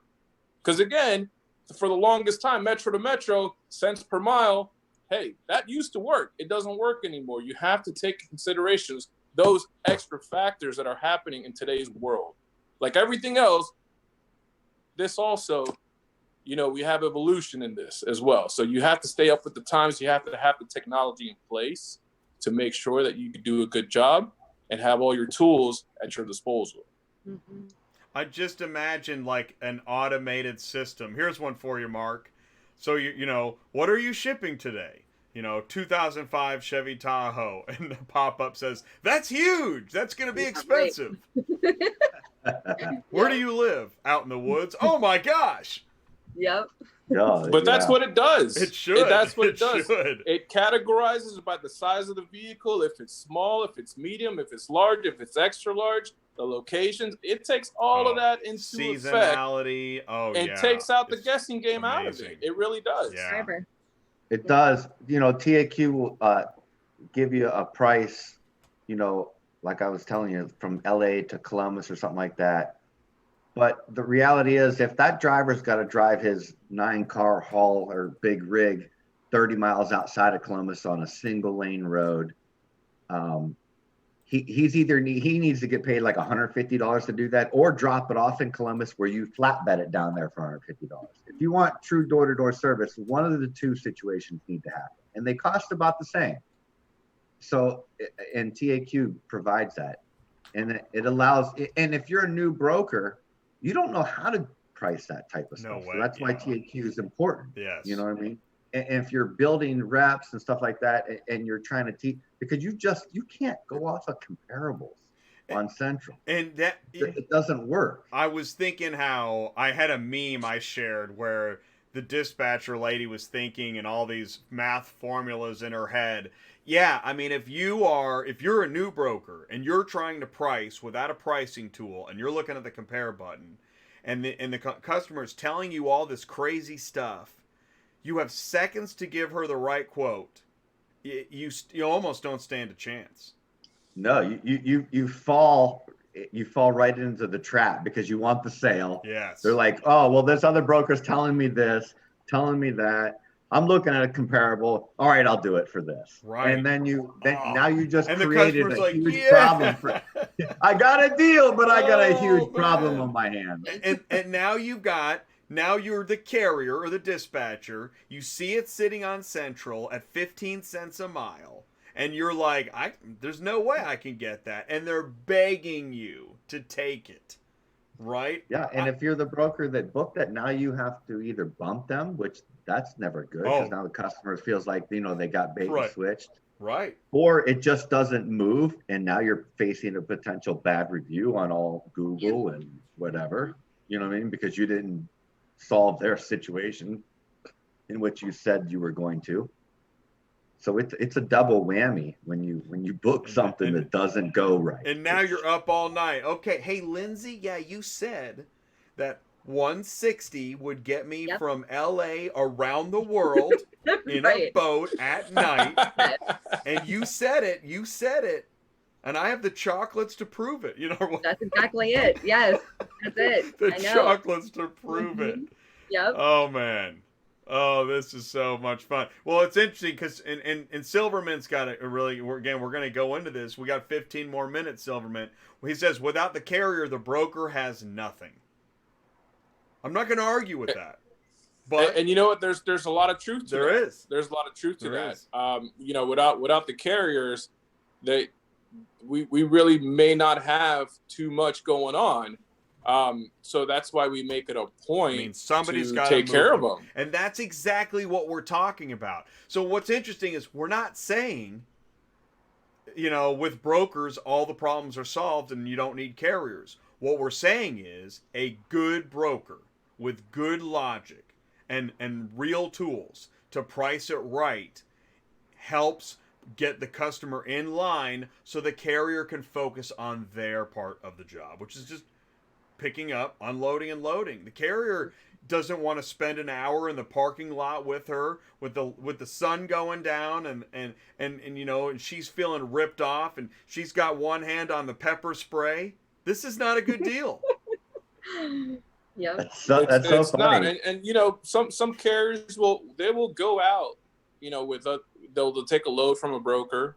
They'll go out, spend 2 hours waiting at the auction, 3 hours, 4 hours while their ELD's rolling, right? Spending all that time just to come find out that car's not even paid for. Yeah. Oh now he just wasted a whole day. Been there. Now, I'm not talking about us because we verify all that stuff. I'm talking about the other guys, just to be clear here. Those other guys. You know, that's part of the reason, though. What I'm saying is part of the reason that's why a lot of carriers do like to work with us is because we do all the homework for them. So all they have to do is worry about driving, making sure they're on time, keeping the customer up to date.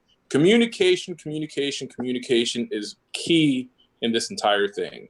Communicating with the carrier, communicating with the customer, having them communicate together, make sure they communicate together.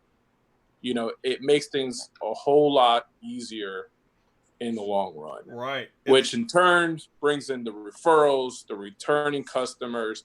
You know, a lot of customers, you'll talk to them and they want that lower price and they'll tell you it. And I have this many vehicles I need to ship with this month and the cases, but you have to give me a low. And I say, Mr. Customer, if I give you a low price, you will not have a good experience and you will not be a returning customer to me anyway. You are going to be a returning customer because I'm going to give you a fair price. It's going to move your vehicle and you're going to get your problem solved. Yep. That's how we do it here. And they're a little hesitant, but you know what? That logic kicks in again and says, he's got a point. I'd rather pay a little bit more to get my investment or my asset to me safely. And then that's how that return business starts rolling again. So just a little bit different thinking that we do than just kind of your burn and turn like your regular broker that's out there. Not that they're all that way, but a lot of them, you know, that's the mindset. It's this call. I can do it for you. I'm the best. No problem. Lowest price. Here we go. Boom, boom, boom. And then you never hear from them again. We want to kind of change the game a little bit and have respect on it. Like I mentioned earlier, put respect on the game, be professional, do good work. Yep. That's it. Yeah. No, and I mean it's really interesting. What's interesting for me when I talk to y'all and we're talking about brokering is that when I was a dispatcher, I was so anti-broker. Oh my gosh. I mean, all F's and all that and you know what? Now I know between learning not to build a business staring at load boards all day, between learning that and also learning how hard it is to get a customer to learn to go through the education trail and learn to choose you to go with the transport. There's so many wrong turns available. There are. It's There almost really are. impossible to walk the right line and get to the. It's amazing. There are hundreds of, I mean, there's maybe thousands of people completely upset with car shipping. Even at NADA, I'm talking to a dealer marketing company, and I'm talking about car shipping, and one of the sales guys said, "Oh yeah, no, I had a horrible experience. Car shipping is terrible." And that's, I mean, it's a real story. It happens every day. Every day. Nope. I hear it all the time. How do we get the message out? What needs to happen to let people know that how what not to do wrong? Do not go with $39 from New York to LA. Don't do it. We need your show to go viral to millions of viewers. Wow. Yes. Yeah. That would help. It's not going to change unless certain processes, the way the car shipping leads are triggered. You know what I mean? When you have lead providers advertising certain things and they sell them to brokers that are unregulated, they can say whatever they want, and it's just a free-for-all sale situation. You're just going to have that problem. That's our business. But you were talking about Google. Maybe the Google algorithms will help change, because we do. You know what gives me hope is car dealers feel that things have changed. We can picture the 70s film stock where it's really orange and auburn, and a guy with the mutton chops comes out and is like, "Hey, this is the best car," and he's trying to trick the customer into buying a Cutlass for 20 grand or whatever made sense then. Car dealers have changed. It's a more professional, in general, used car dealing, buying, the sales process has become a more professional process. In fact, used car sales are now higher than new car sales. So the used car sales business has changed. Can auto transport experience a new transformation in professionalism and what's accepted, and can that happen? I think it can. I think it's slowly but surely getting there.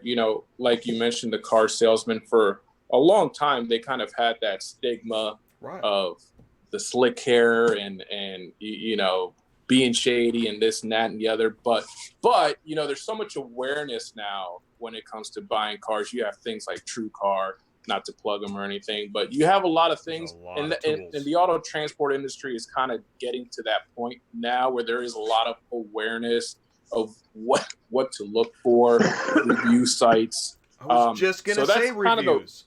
Transport reviews. Where do you go? What sites can customers trust?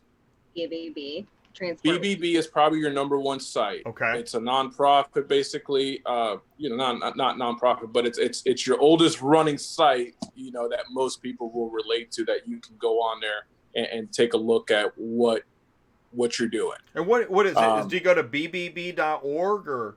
bbb.org. Okay. Exactly. And then bbb.org. And then look up any company okay. and just type in BBB. Do a Google search. You can do Easy Auto Ship BBB, and you'll see our ratings on there. You can go on Google. You can go on Transport Reviews. You can go pretty much on any website that shows reviews at this point, and take a look and check the gauge. The temperature of who you're dealing with, and that's kind of one thing that we have to understand. That the customers are going, they're only listening to a voice over the phone, and anybody over the phone, can sound pretty good, but we put our money where our mouth is, and we tell them, we invite them to, hey, go check it out. Yeah. See what customers are saying, see what we're doing, and then give us a call back. We're not very pushy with our product. we understand the situation. We understand it's a big choice, a big decision. It has to fit in their life somehow to get this done at a certain point. So we want them to feel comfortable at the end of the conversation. You know, we wrap it up very nicely. We make sure that they have any questions that they're all answered, instead of, oh, we got him, or oh, he signed up, and then you don't hear from that broker again until you have a driver 5 days later. No, that's not what anybody wants. They want to be informed. They want to be educated. They want to be treated with respect, and they want service for the money, the hard-earned money that they're paying for. That's just what it comes down to. Just like you would, or just like I would. Right. You know what? One thing I would say, Jay, Yeah. if you're a broker looking to get into the business or you're new, this is typically not a one call close situation. Maybe 10 to 20% you get on the first call, but most people during this process will have at least 2 to 3 meaningful conversations before making a decision. So you can't be pushy and hard closing type salesperson. You need to leave an impression, make a friend, and then you need to have a good CRM that organizes your conversations so that you go through your daily tasks and follow up.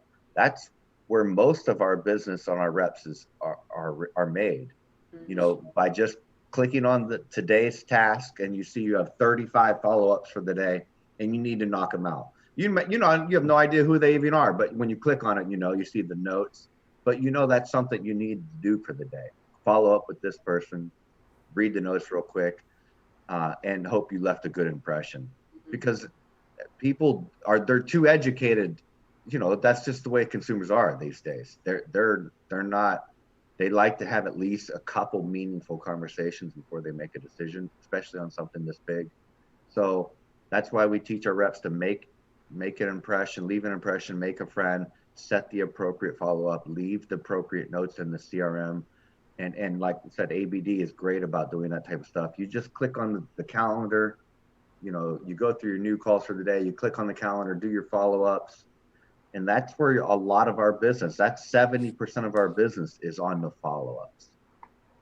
You need to be organized and efficient as a POV lead buying broker. And you need to have a system that organizes it for you. Yep. And they do a really good job, Jay, with all that we give them. We're constantly being proactive on industry news, on what's going on in the transport industry. They're very organized and they care. And that's something that you only get from a group of people in a company after they've been with you for a while. And a lot of them have been with us since the very beginning. It's a very family orientated office that we have here. Everybody cares for each other, and they're all talented in their own different ways. They really are. One of our reps is extremely detailed. I mean, her files, you could, we show everybody that's new that comes in and says, hey, this is how you write a file. You have somebody else that's very blunt and to the point, and he'll just tell you like it is. But they all have their talents in their own special way. They're always constantly learning, and they really do go above and beyond. So what we do here, what we've managed to do in the last 7-8 years, it's pretty cool to see happen when you have a collective group of people that have the same goal as we do, and just wanting to do good work and change the industry. So we're just hoping that other companies kind of follow that trend and change it with us and make it more professional as we go, and just get to that second level. It doesn't have to be the slick hair. It doesn't have to be the fast talker. It could be something like that along the lines of, hey, we're professionals. We ship cars. It's a big deal. It's a big deal. Yeah, it's a big deal. I saw Dash. I don't know who Dash is. Dash has got some great live chats. and talking about some customers are already learning to do their research before they even call in. And I think we're touching upon that. I think that is a good point, right? That is something that's happening with this generation, next generation, whatever it is, right? People are doing more research online. And so, yeah, so your reviews are important. Maybe a new car shipping customer will see this video and realize this is definitely a company I can contact. Speaking of, how do people contact you? Let's say somebody has a question right now. I want to call in. We actually have a chat system that's with our website. You go on, customers can go in and ask questions, and it actually like comes to our cell phone. So we have reps that will respond to those chats. That's one way. But Cool. we have text, we have email. Yes. Okay. And that's just at easyautoship.com, right? Yeah. Yep. Okay. You go there, pop up. All right. What if I insist on phone calls only? Yeah, you can call. Well, I mean, you can dial our 800 number, 888-687-3243. Mm-hmm. And okay. Sharing that 888-687-3243. Or no way, I just only email people. Can they email you? Absolutely. What's the email? You could do info or sales at easyautoship.net. Info at easyautoship.net. Mm-hmm. Or sales. I'm going to put them both. That way maybe there's a race. Maybe somebody wants to race their friend. Race your friend. Sales. And we are open 7 days a week, Jay. 7 a.m. Monday through Friday. Yes. 7 a.m. to 8 p.m. Monday through Friday, 9 to 6 on Saturday, 9 to 5 on Sundays. You know, we understand that the car shipping industry never sleeps. No, and so there's a lot. We got to stay up with it. I'll tell you what's interesting is the new car shippers that I do sometimes get are almost always on the weekends. Yeah. Absolutely. Mm-hmm. Absolutely. Yeah. Yeah. Okay, man, it is now 10 o'clock. And so it's time to if I had a buzzer, we'd hit the buzzer. I got a bell. Perfect. That is fantastic. Every business should have a bell, so well done, Lindsay. That is great. And by the way, if you're tuning in on Facebook or YouTube, I appreciate it. Please remember to like, share, comment, and subscribe. I do appreciate that. I appreciate every like I get. It helps me rise in the rankings in Google so that people can find great companies, products, and services like Easy Auto Ship, POV Car Shipping Brokers.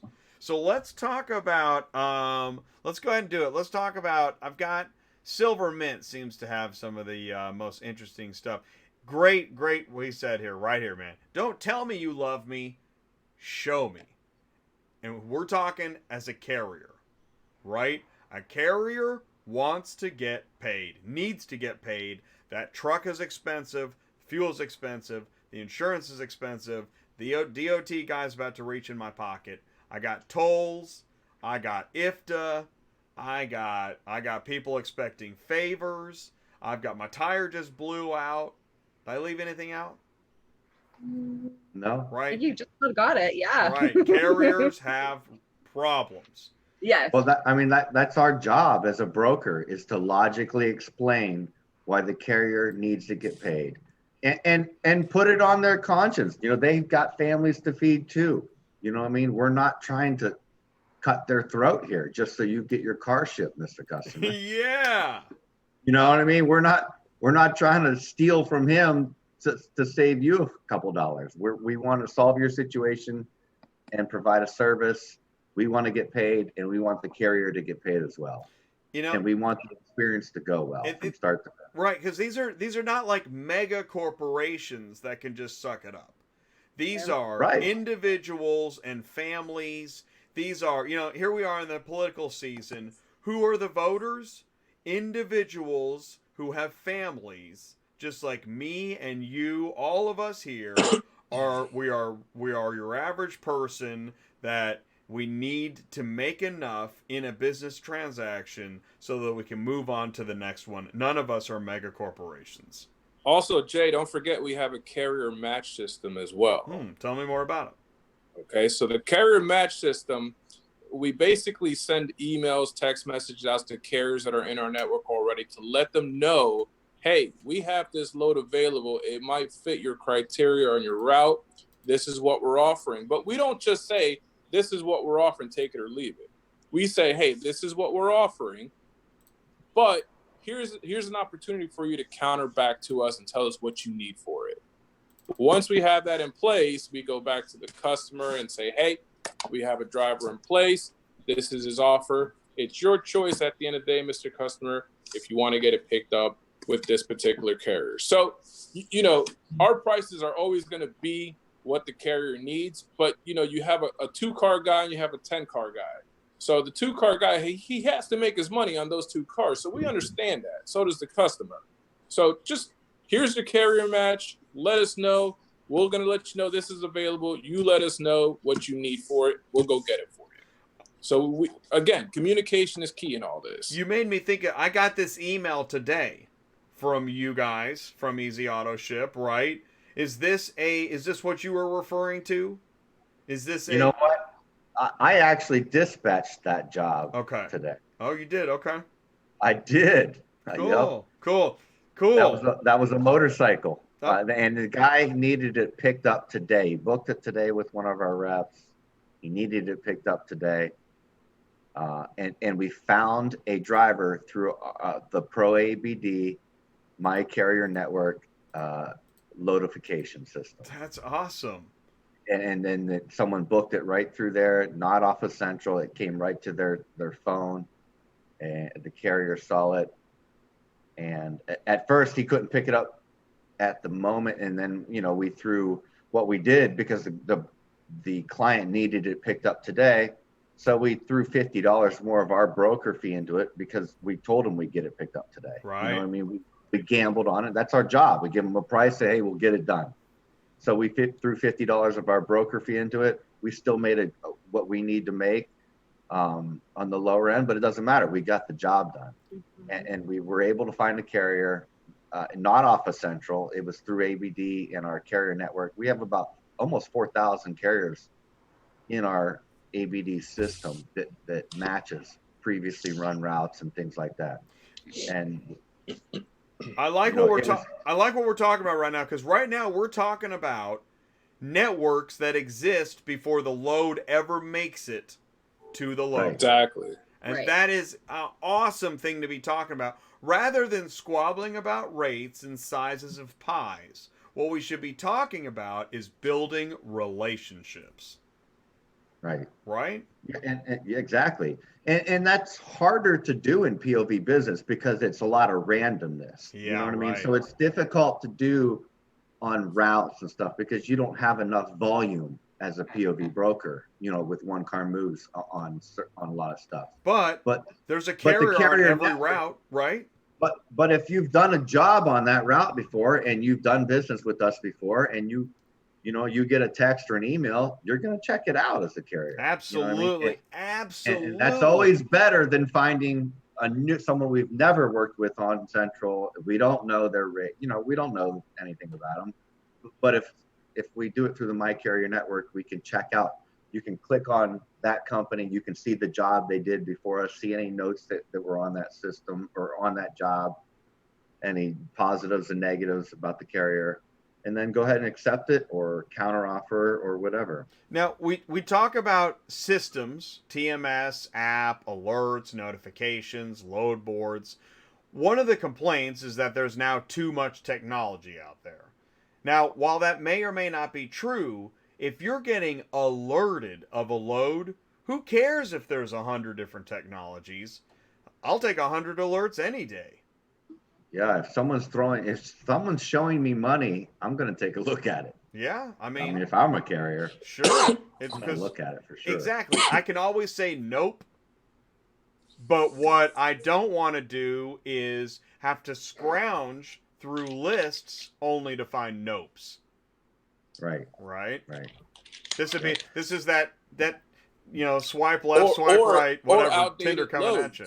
What's that? Outdated loads. You get a lot of carriers that see these load boards, they call it, and the vehicle's been gone for 3 weeks. That's the worst.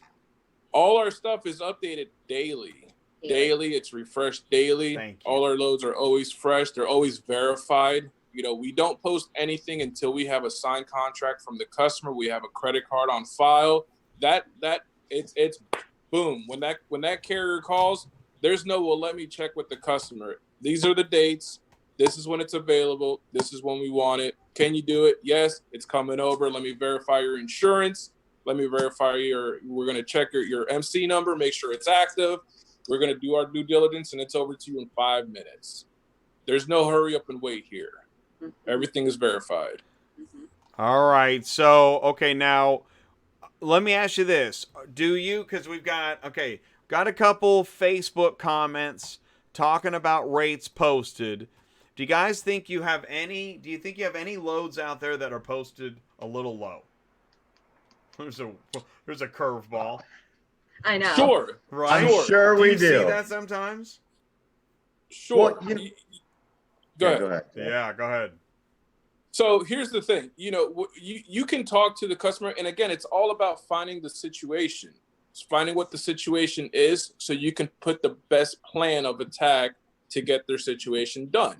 If we have a customer that has, say, an inoperable vehicle, we know the situation. It's not their daily driver.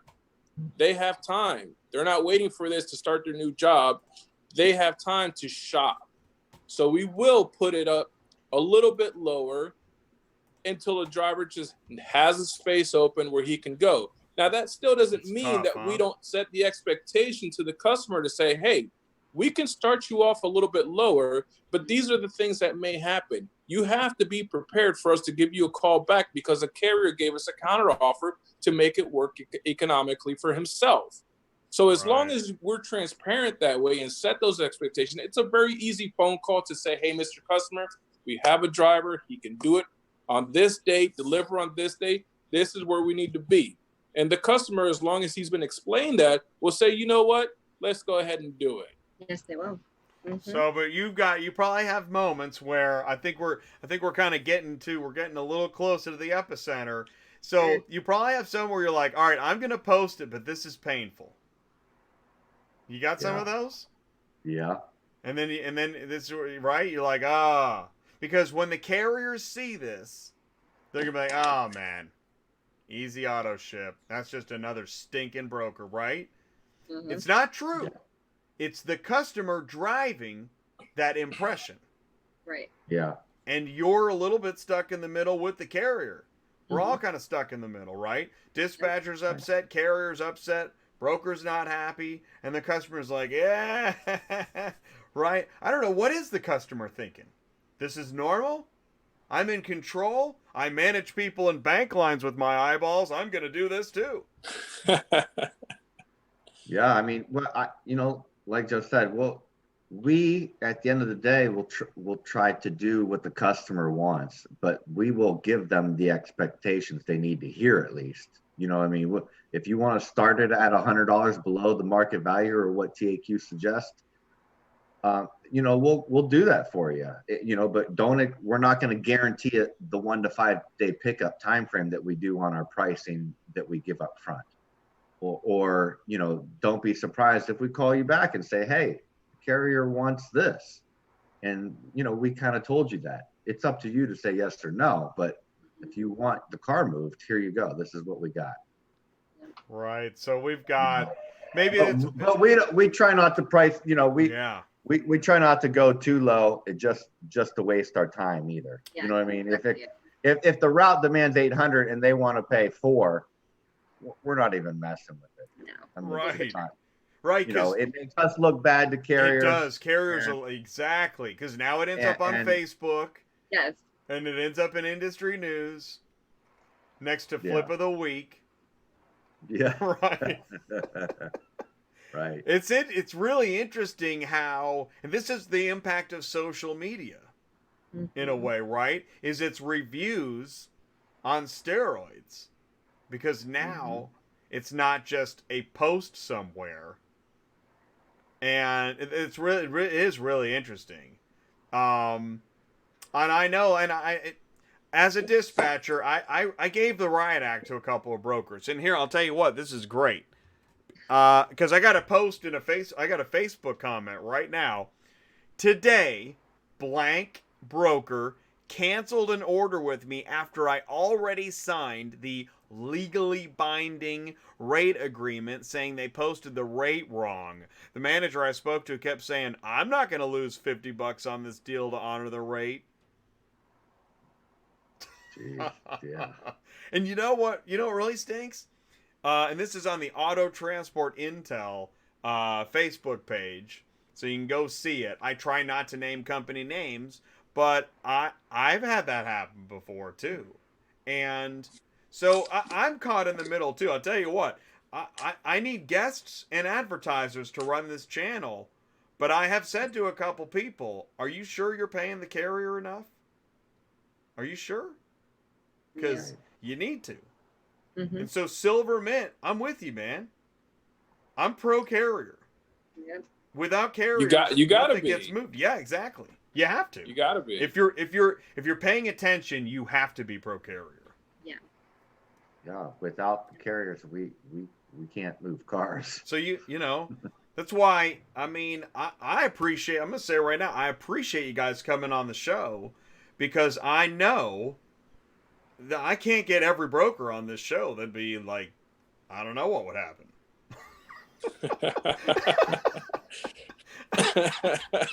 There's some doozies out there. Yeah, there are. Just like, and there are some. I'd like to bring some on the show.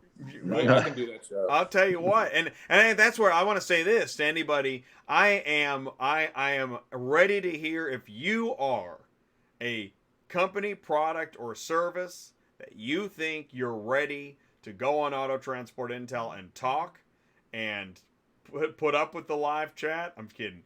I want you on the show. Autotransportintel@gmail.com. Carriers, brokers, dealers, shippers, insurance agents, truck, trailer manufacturers.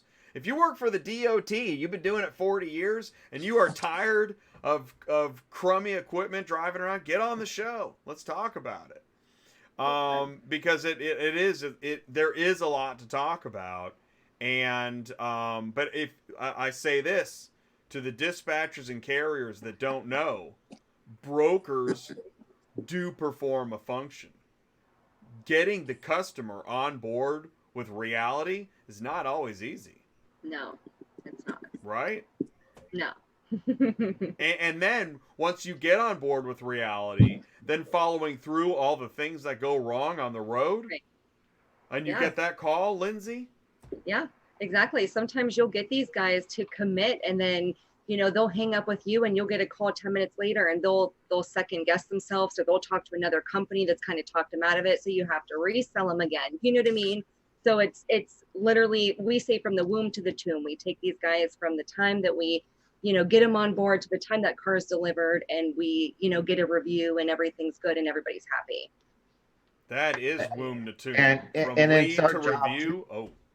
Yep. It's our job to, explain that, we have to convey to the consumer that they're not the only person on that truck. Yes. In POV car shipping, they're dealing with 6, 7, 8 other personal lives and situations.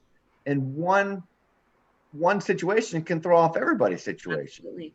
That's why when we go into contract with carrier, they got a 2-day leeway either way. They have to. There's so many moving parts. And if we don't convey that as on the sale up front and during dispatch, this is your estimated delivery date. It could be a day before, it could be a day after. Absolutely. Don't you know what I mean? If we tell them it's going to be there on that exact day, then we're doing a disjustice Mm-hmm. to the carrier, to our business, everything. Because they're not the only person that carrier is dealing with. They're dealing with so many different things on their route that can throw off. One little curveball can throw off everybody's stuff. That's why I mentioned earlier, Jay, Yeah. About details and making sure that our files are complete. Yeah. Because You have to be the organized. whole, they'll figure it out. That's what a lot of other guys say. They'll figure it out with the carrier. They do. They'll figure it out. As a dispatcher, I have heard that. Yep. Right. Yeah. They'll figure it out, so that they're both in the dark. And then at Customers 0 going hour, crazy. now as a broker, now you're being called and all this is going on and you got to fix it. Well, you should have just fixed it from the beginning. You should have just been thorough. You should have been detailed and say all these things. Put it in the dispatch sheet. Customer will not be there. But I was told. Date. Right? There's the customer Right. pacing in their living room. But I was told, and they got an empty house, and I was told this, and I was told that, and now I'm losing my mind, and my kids are going crazy. Right? It's crazy. Right. So Right. true. So just be, Oh you my just have to be gosh. detailed about this stuff. Yep. If there's an animator out there, anybody who animates, the chances are slim. But I was just, as you guys were talking, if you could animate a 9-car rolling down the road, and each car on the truck is a person like, well, I've got to go to college. Where's, and then, right? That'd be amazing. Oh and my then the God. driver, he's got his own thought bubble. Oh my gosh. That's a 30-minute comedy session right Right? there. It is. It is. Yeah, It is. there is. Because that's the truth. Every one of those cars has a life and a situation attached to it. Yep. They just do. And one thing can throw off the whole bunch. And if the consumer is not educated up front and understands that, then you've misled them. You know what I mean? As a broker, you can't just tell them what they want to hear. You can't, because it doesn't go like that most of the time. It just doesn't. It doesn't. You need to tell them what they need to hear, so they understand and they roll with the punches also. Here's another good question from Silvermint, and I appreciate the questions. I this is one of the reasons why I thank you guys for joining the live chat. It does help. This is important stuff. Here we go. Is Easy Auto Ship asked if they are asset-based brokers? So we know we get into, here's my understanding. As a dispatcher booking loads, I know that I've talked to brokers that have told the customer they have trucks. They don't have any trucks. Mm-mm. And so the customer is under the impression that when I call to say, hey, is your Mercedes ready for pickup tomorrow? And they're like, well, I was told you're around the corner. No. Right? Yeah. Yeah.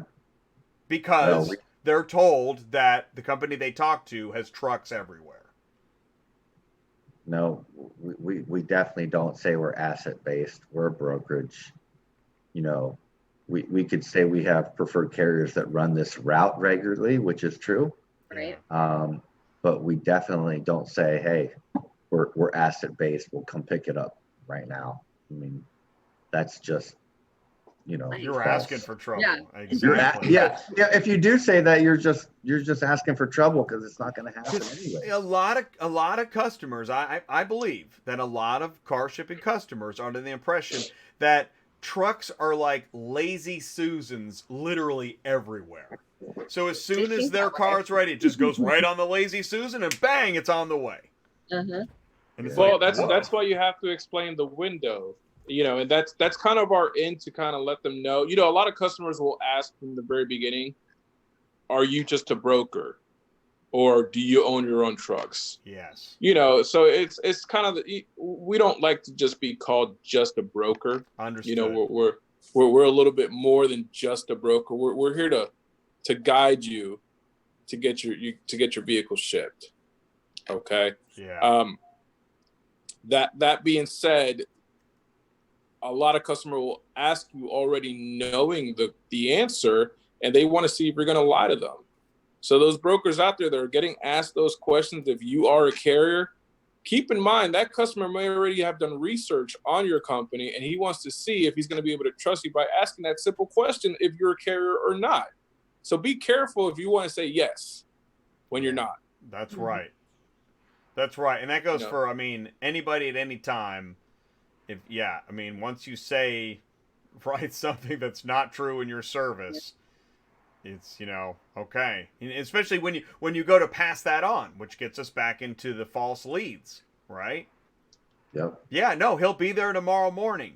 In fact, I'll tell you what, here's what's driven me crazy as a dispatcher, is when I call what's a VIP load, and I know the customer's been sold a VIP service, but it doesn't pay any better than a normal load.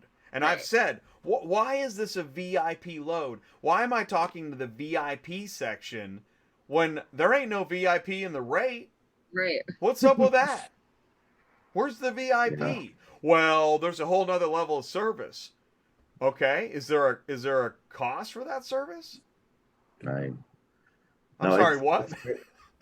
Yeah, I mean, we'll call leads and the customer will be like, yeah, I just spoke to so-and-so. They're going to pick it up tomorrow morning.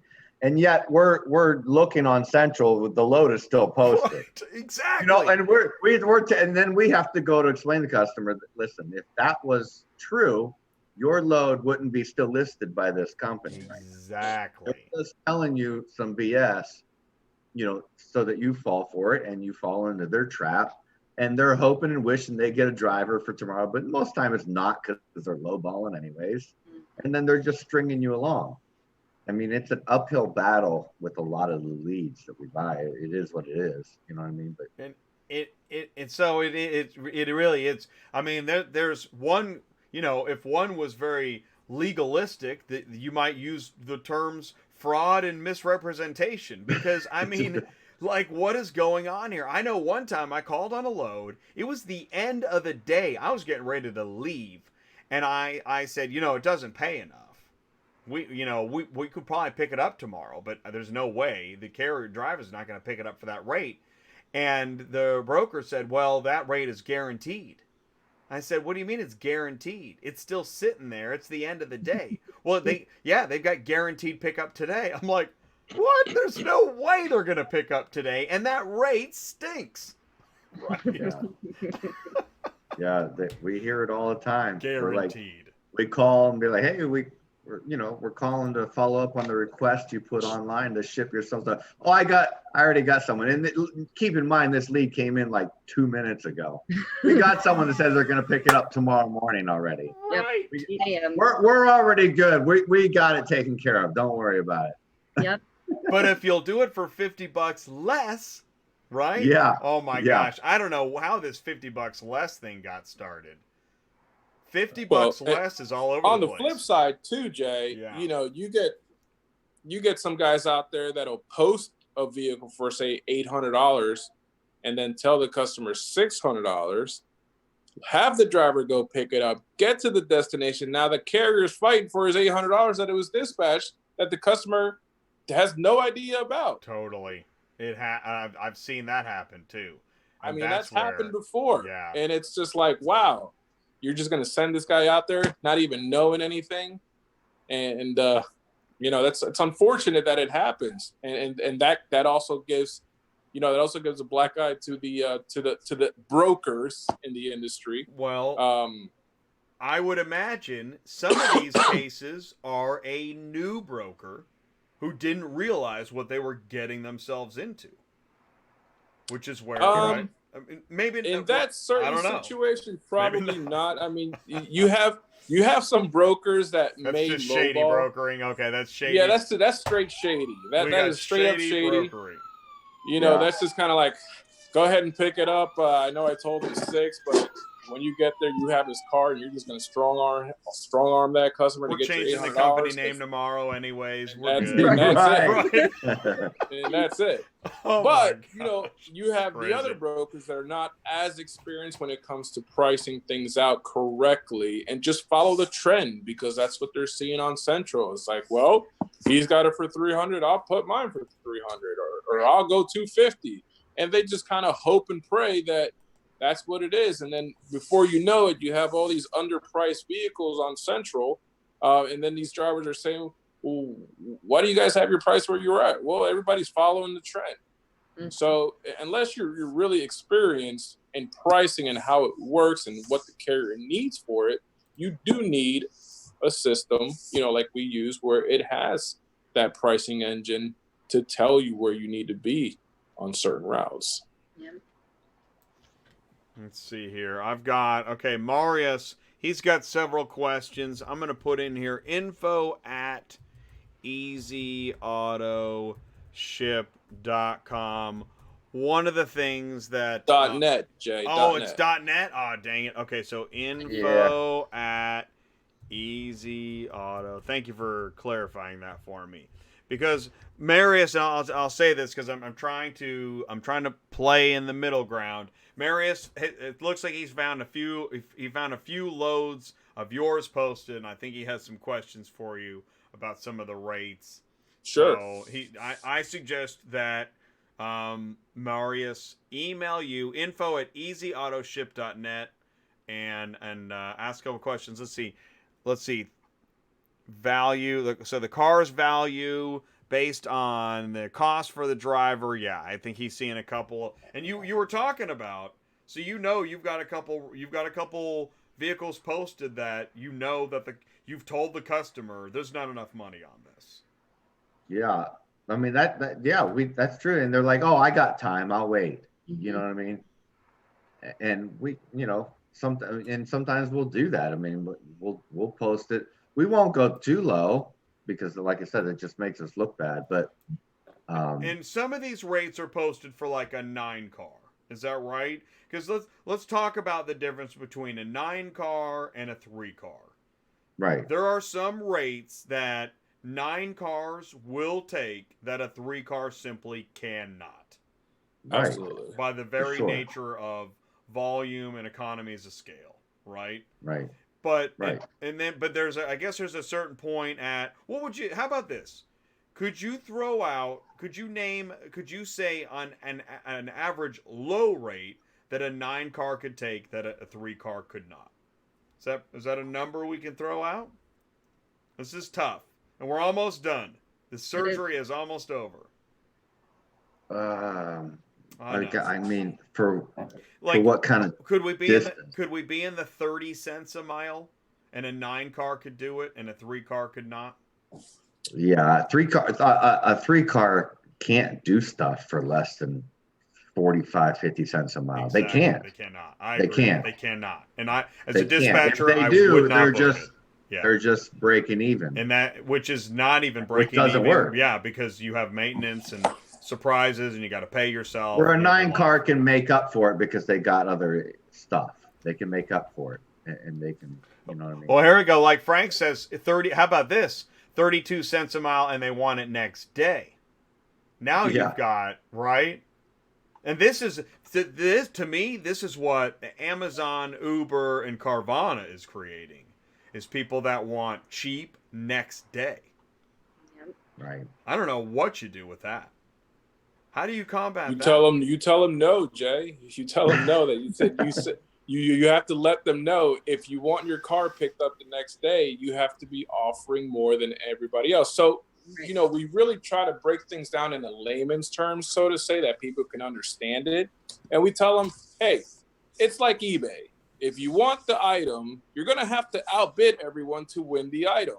You can't come in with a low bid and be upset when you don't win it. So the transport industry works the exact same way. You want your car moved right away, you're going to have to be the highest guy out there to make sure that the driver, whatever he's doing, he drops what he's doing and he picks your vehicle up, and it's going to cost a premium. All right? It's like you go to the post office. You want something overnighted, it's going to cost you $25. If you got 2-3 days, it's going to cost you $5. The same formula works in here. Absolutely. Yeah. Great point. Hey, did we leave anything out? I don't know. Did we? We talked about a lot of good stuff. I know we did. Covered a lot. It was a really good show. Yeah. Wow. Yeah. This was really good. We knew we had a lot to cover, and so we budgeted a lot of time. We're at the 10:30 mark, and I feel pretty good about it.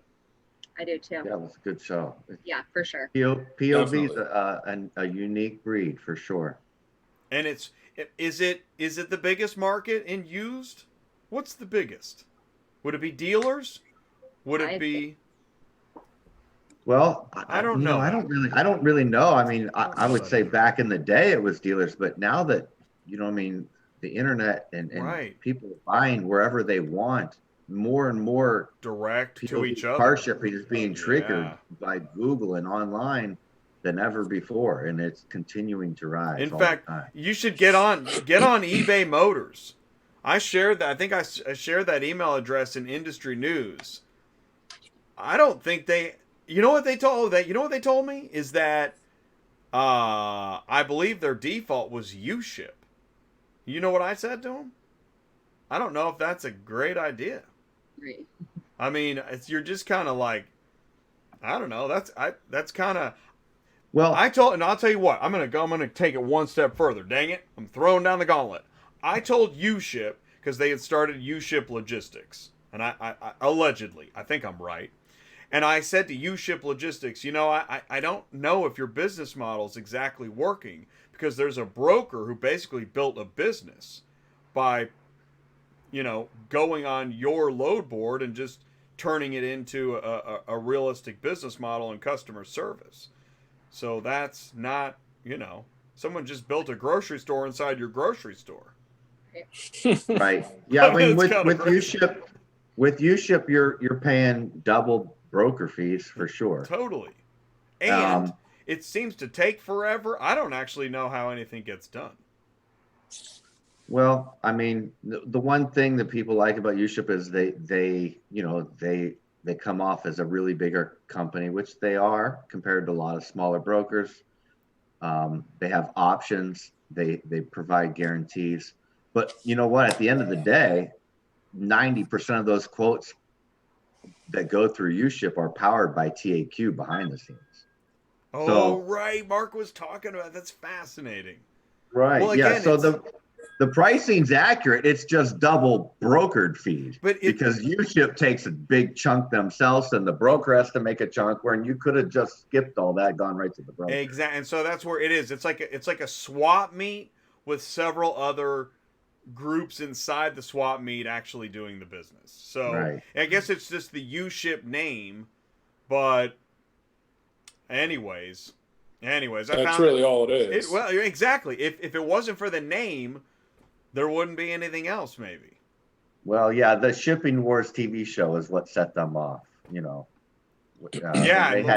Watch the show, see how good. You know what's crazy about that show is the bidding wars. Usually, the person that won the bid is totally screwed.